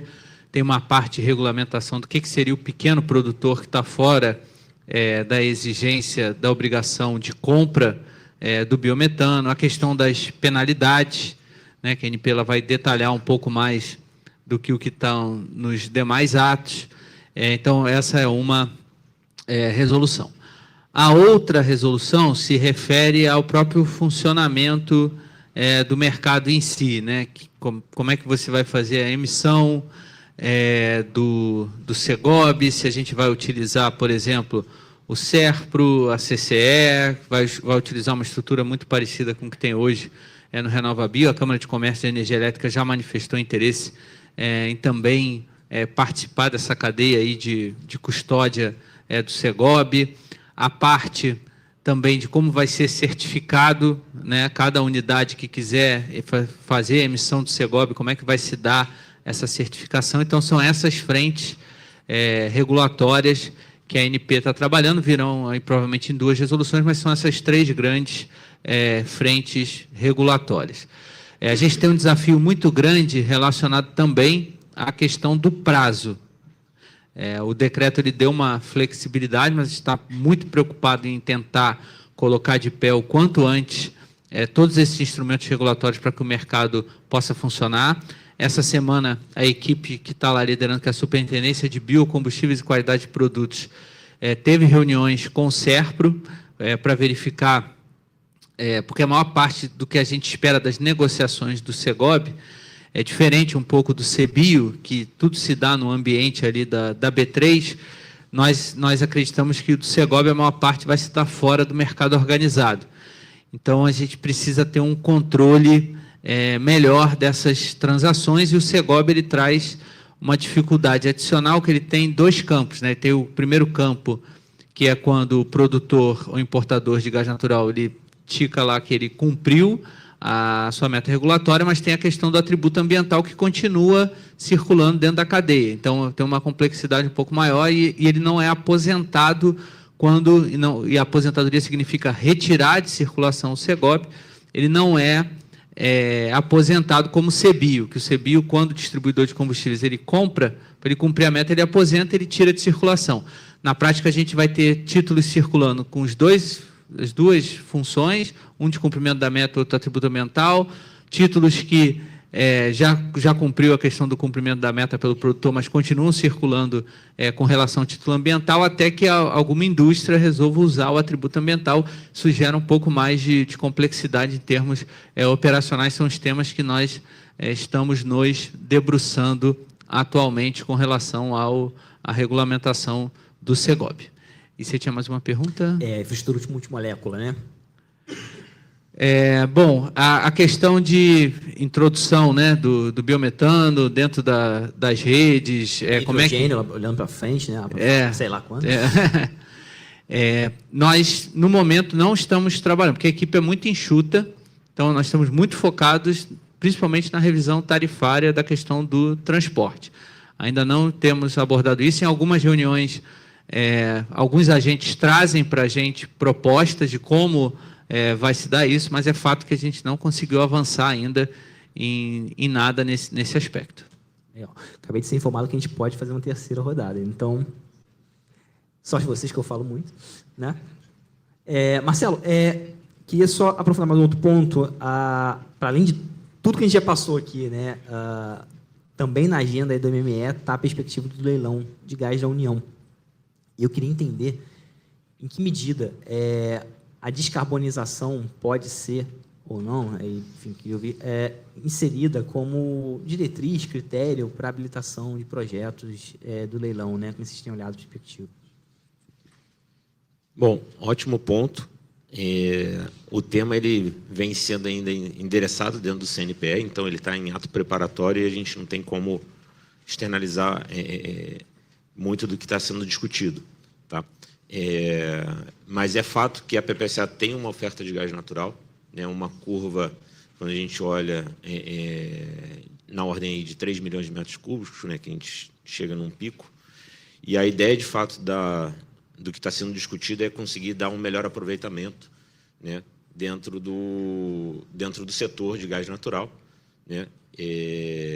Então, existem diversas propostas, tem propostas legislativas, inclusive, que estão em discussão dentro do MP 1304, né, o senador Eduardo Braga está como relator e está identificando. Então, a gente está ainda também passando por uma discussão de alguns temas, né, do que pode ser direcionado ou que pode ser destinado a esse gás.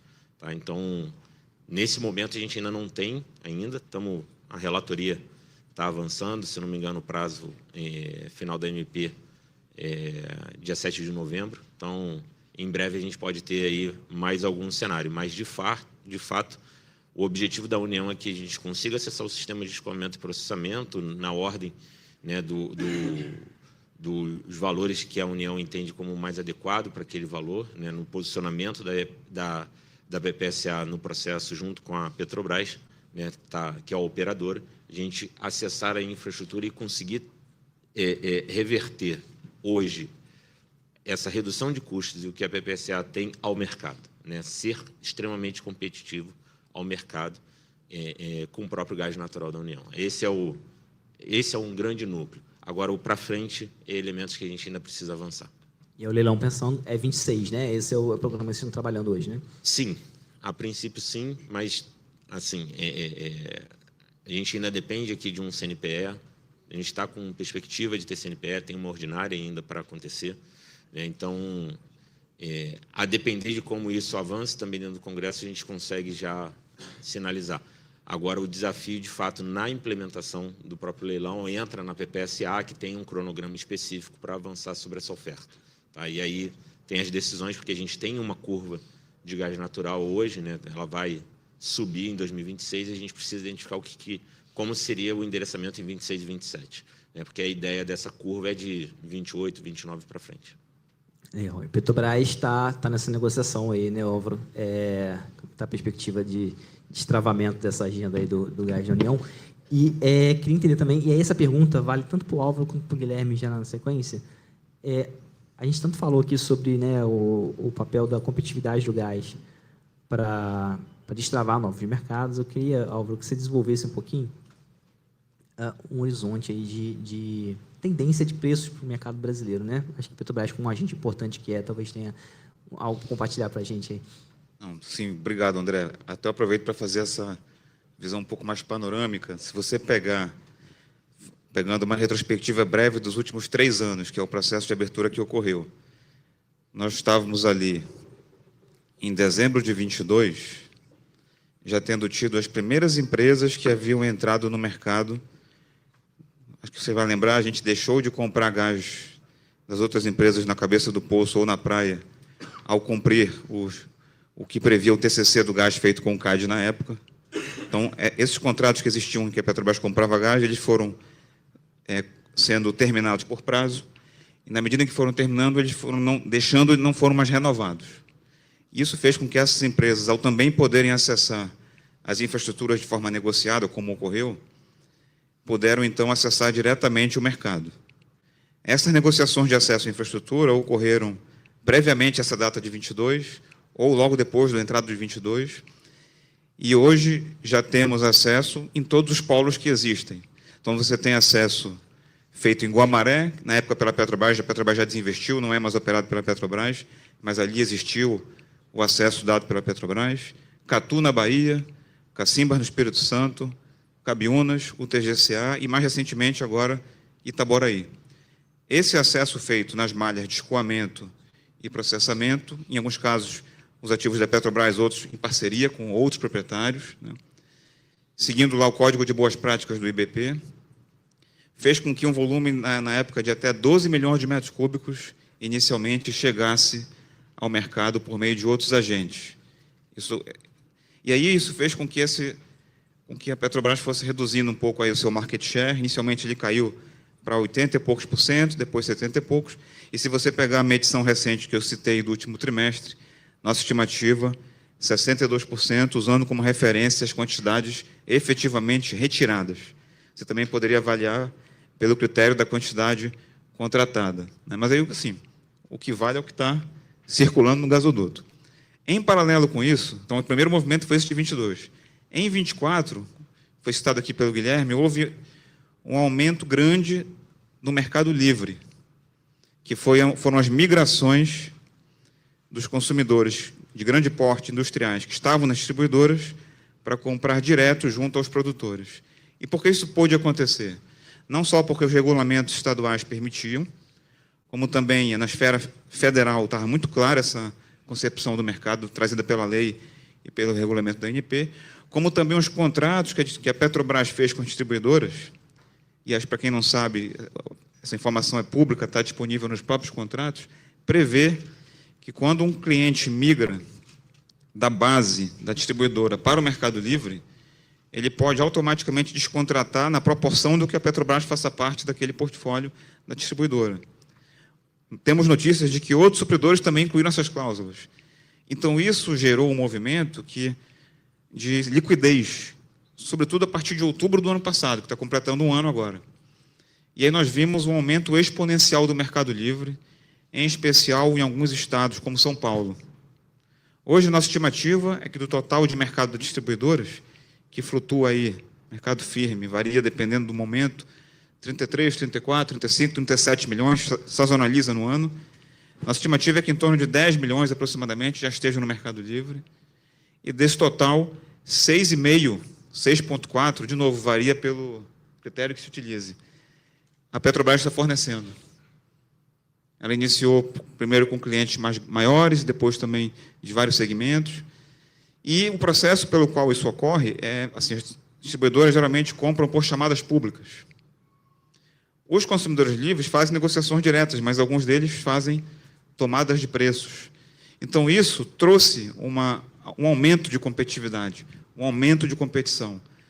A Petrobras e os outros supridores que existem tiveram que se mexer em competição para serem capazes de serem os agentes preferidos pelo consumidor livre.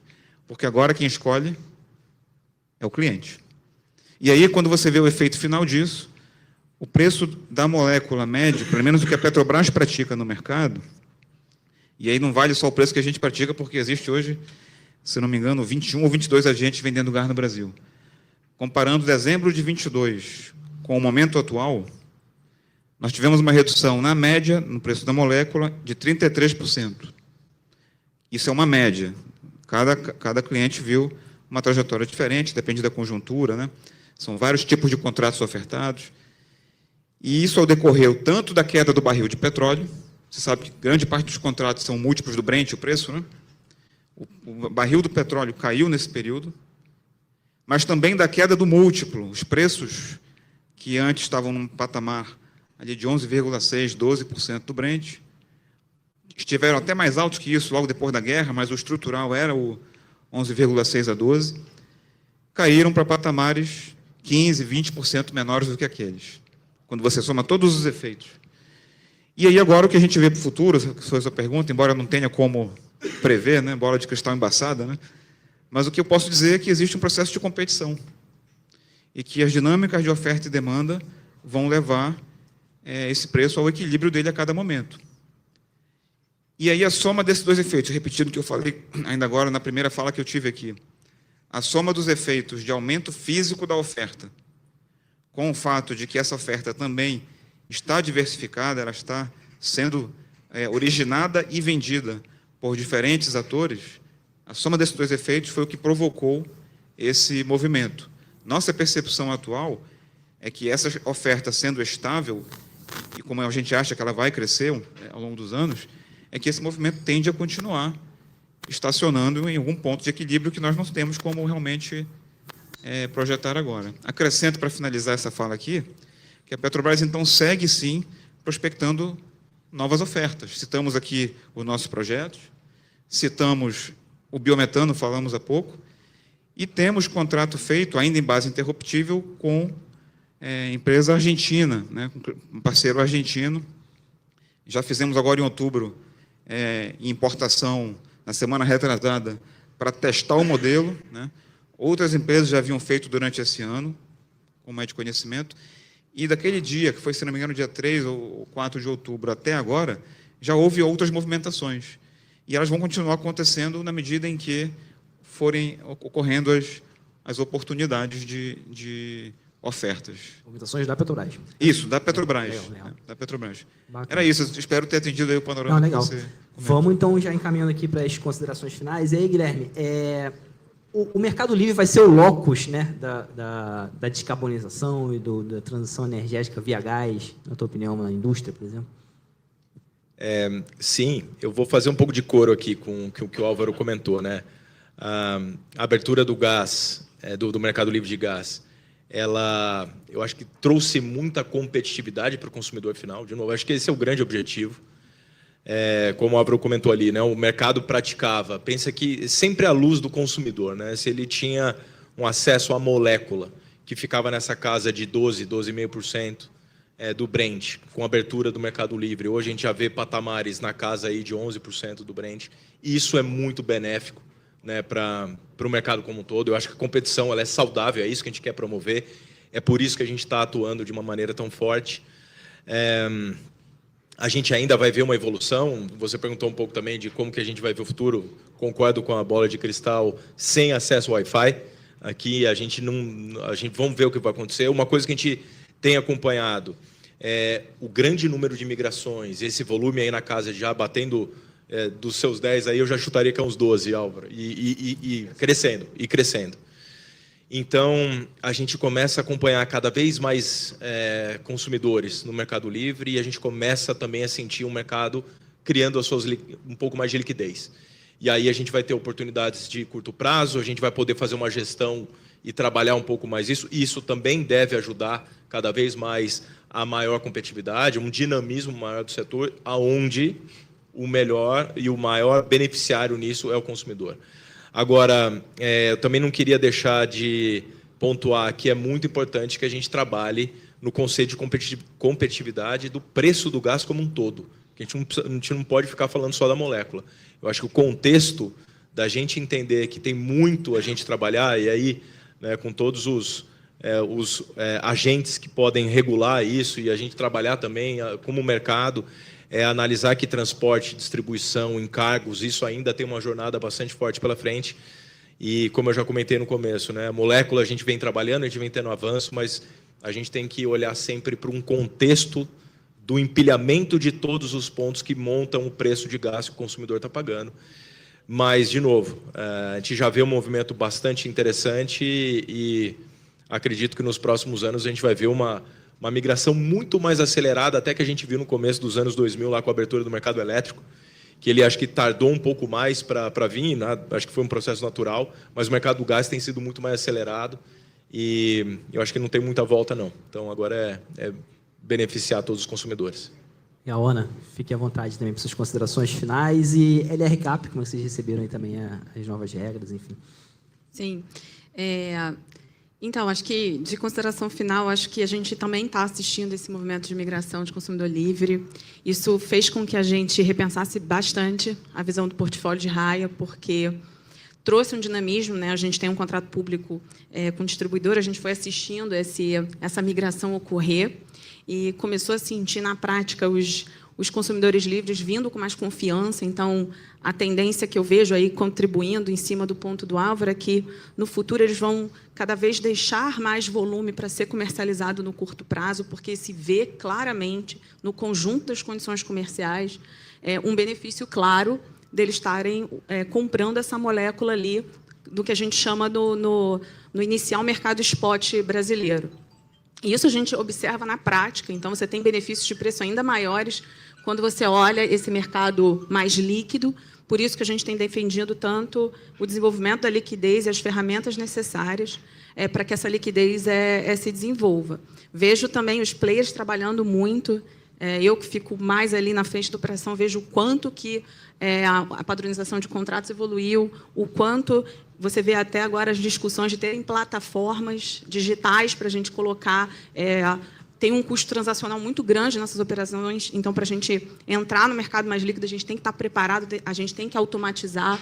A chance de erro, quando o trabalho é manual, é enorme no gás. O gás natural é super complexo, são milhões de notas fiscais que a gente emite para cada operação. Então, trazendo esse contexto um pouco de que a gente acredita que o Mercado Livre vai se desenvolver, a gente tem focado bastante em levar um pedaço do portfólio de raia para esse tipo de consumidor, obviamente, e também mirando o leilão. A gente está trabalhando para conseguir suprir. A LRCAP é algo que a gente está olhando com bastante interesse, tem acompanhado as discussões, e justamente por isso, porque a gente acredita que esse outro fundamento de flexibilidade do gás no setor elétrico também pode adicionar bastante valor no portfólio. Então, é isso que a Equinor tem feito hoje. A gente tem trabalhado para trazer um portfólio cada vez mais robusto, para entregar mais competitividade para o Brasil no futuro. Mas, pegando um ponto inicial do LF aqui do começo, dentro toda essa dinâmica de transição, só como uma consideração final, é muito importante a gente pensar, sim, em transformação, em discussões, mas manter sempre a mentalidade que a gente precisa de continuidade e segurança de suprimento, né? O Brasil precisa de energia e é isso que a gente também está focando bastante. Legal, Luiz. Obrigada. Obrigado a você. Bom, vou aproveitar as considerações finais aqui, sem querer perder um pouco o tom otimista que acho que foi compartilhado pela mesa, mas fazendo alguns alertas de que ainda tem muito a caminhar, né? A despeito do Mercado Livre estar crescendo, é preciso ressaltar a importância do papel do distribuidor para o desenvolvimento de novas demandas, né? Esse deveria ser o papel central do distribuidor. Eu, por exemplo, adoraria não precisar ir para o Mercado Livre se tivéssemos boas distribuidoras que estivessem fazendo esse papel, gerando liquidez mais rápido para o sistema, né? E somos reféns de muitas das ineficiências daquilo que foi planejado há mais de 30 anos atrás, na primeira harmonização do setor elétrico com o setor de gás natural. Talvez o Marcelo tenha a maior responsabilidade hoje do Brasil para pensar o que serão os próximos 20 anos. E se a gente não encarar de maneira integrada, planejada, o que faremos agora, nós ficaremos reféns por mais 25 anos de ineficiências contratadas nesse momento. A gente tem que harmonizar a legislação federal e a legislação estadual. Esse é um problema que não é nem de 30 anos atrás. Isso remete à nossa Constituição de 88. Esse é um problema que precisa ser definitivamente encarado para podermos ter previsibilidade de investimento nos diferentes elos da cadeia que são importantes, cada um no seu espaço, distribuidor, transportador e produtor, né? Precisamos, efetivamente, foi-se discutido muito aqui a necessidade da infraestrutura, a importância da infraestrutura para que se gere liquidez, se gere maior competitividade e uma melhor precificação do gás, mas pouco é se discutido que os incentivos errados geram construção de infraestruturas ineficientes. A quantidade de terminal GNL que o Brasil tem, operando com 5% da capacidade, é um reflexo disso. E isso não acontece, o mercado ele é eficiente, isso acontece a partir de uma mensagem que o governo passa, que estimula esta profusão de terminal GNL, né, operando, de novo, com 5% da capacidade. Essa conta ela é dividida por todos nós e passa pela harmonização, né, do setor de gás com o setor elétrico. Dá para não depender de GNL? De forma alguma. O que não dá é para não fazer isso de maneira planejada e, a propósito, com os incentivos corretos, quando o agente privado não faz aquilo que se comprometeu com o agente público. Quantas mudanças de projetos nós temos que inviabilizam o planejamento de longo prazo, inclusive do operador do Sistema Nacional. Então, vencendo os contratos e a descontratação dessas térmicas, tendo essa discussão legítima acerca da legislação, eu acho que o Brasil enfrenta, nesse momento, a oportunidade da vida dele para ter um planejamento energético futuro adequado que componha uma assertividade para a revolução que estamos passando nesse momento. Quando a gente está no meio da revolução, naqueles termos de transição, segurança e soberania, a hora de corrigir é agora. Não dá, para pegar um pouquinho o gancho do Paulo aqui, de passar uma legislação de data centers baseados só em renováveis, quando os data centers exigidos pelas maiores empresas do mundo exigem 15 minutos de intermitência no ano, não é no dia. Se você for vender serviço de data center para uma meta da vida, que são os grandes investidores, ele vai te exigir 15 minutos de intermitência no ano. É impossível alcançar um data center desse nível, a não ser que você use fontes firmes, né? E é por isso que os Estados Unidos estão investindo em nuclear, porque nem o gás está dando mais conta. Então, queria aproveitar essa mensagem final, aproveitando uma mesa tão qualificada, para que a gente passe a pensar e o Brasil saia desse ciclo, né, mais forte e com a vocação dele no seu potencial máximo, porque a gente vai estar decidindo a vida, não a nossa, é dos nossos netos, provavelmente, a partir das decisões tomadas hoje.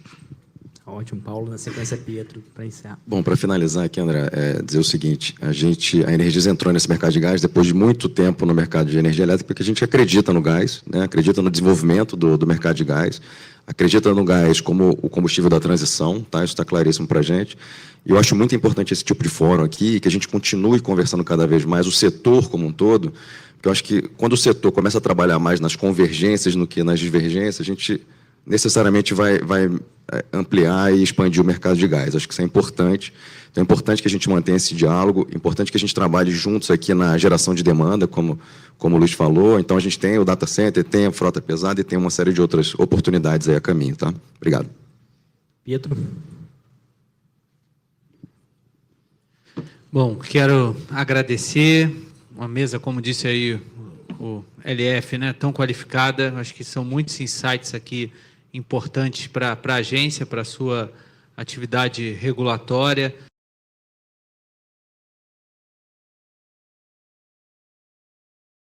Não só os temas que já estão em consulta, como também temas futuros que virão.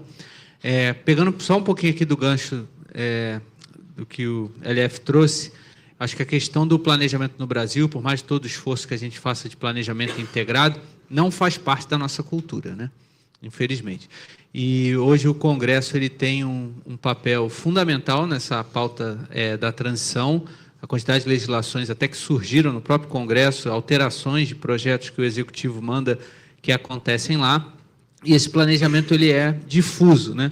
Muitas das vezes os movimentos são positivos, por um lado, às vezes nem tanto quando a gente pensa num planejamento mais integrado, e é uma dinâmica que a gente vai ter que lidar. Acho que por mais que tenha esse norte de pensar de uma forma integrada, é fato que a gente tem uma multiplicidade de instituições que atuam, muitas das vezes, né, o que é bom, por um lado, tem a sua independência funcional para caminhar em determinada direção, que protege, por exemplo, investimentos, segurança jurídica que foi colocada aqui, reduzindo a influência política, mas, por outro lado, também, às vezes, falta um grande organizador ali. Você perguntou ali para o operador, será que o operador sozinho seria suficiente? Acredito que não, seria mais um ente que estaria dentro desse sistema, com atribuições definidas, mas essa coordenação institucional ela é muito difícil no Brasil. Então, é uma dinâmica que a gente vai ter que lidar aí para o futuro, na medida do possível, os próprios agentes, os órgãos buscarem isso,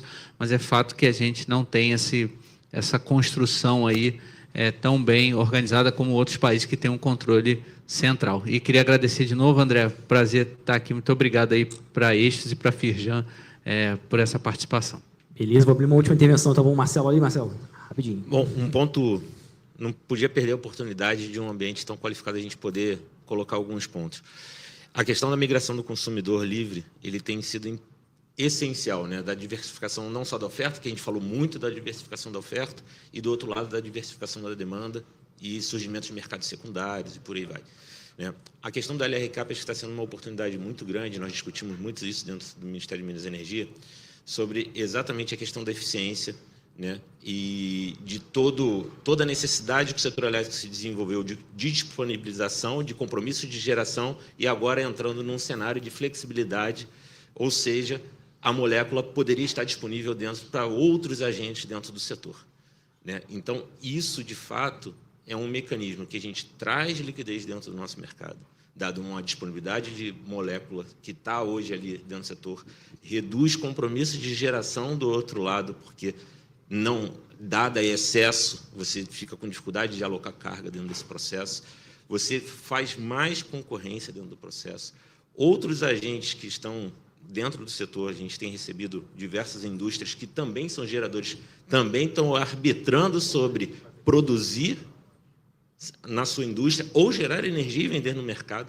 Então, de fato, o mercado evoluiu significativamente nos últimos anos e a tendência é que isso evolui. Então, essa discussão com a integração do setor elétrico é o famoso jogo ganha-ganha para todos os lados, né? E, de fato, foi um fruto, o Pietro estava como secretário, via quanto que a gente vinha discutindo exatamente para estruturar e trazer benefícios para todos os segmentos, né? No industrial, o residencial, o veicular e, principalmente, o setor elétrico. A gente tem um potencial grande de redução de custo, dado o custo de termoelétricas no sistema. Me pintou mais uma pergunta aqui, mas calma, eu vou me conter. Acho que o termômetro do quão importante o gás é para a transição energética está demonstrado aqui nessas 2 horas de painel, né? Gente, Pietro, Marcelo, Álvaro, Guilherme, Ana, Luiz e Paulo, muito obrigado pela presença de vocês. A Agência Eixos agradece muito pela colaboração, esse debate qualificado que foi aqui. Justa, nosso presente é uma energia justa, para cada um dos brasileiros justa, essa energia é a gente que faz. Sabia que a Petrobras é quem mais investe em transição energética no Brasil? Não é à toa que é a empresa mais inovadora do nosso país. A Petrobras é líder na transição energética justa. Justa para todos, justa para você. Petrobras, o Brasil é a nossa energia. Justa! Com empresas líderes, investimos onde o Brasil mais precisa. Na energia que produz, no gás que transforma, no campo que alimenta, na logística que conecta e nas soluções que movimentam o país. Impulsionamos a economia, criamos empregos e geramos valor para a sociedade, para os investidores e para quem constrói isso com a gente. Somos a Cosan. Investimos em negócios que impulsionam o crescimento do Brasil. A Acelen Renováveis vai produzir a partir da macaúba, uma planta brasileira, biocombustíveis renováveis para descarbonizar a mobilidade do futuro. Acelen Renováveis, futuro feito no Brasil.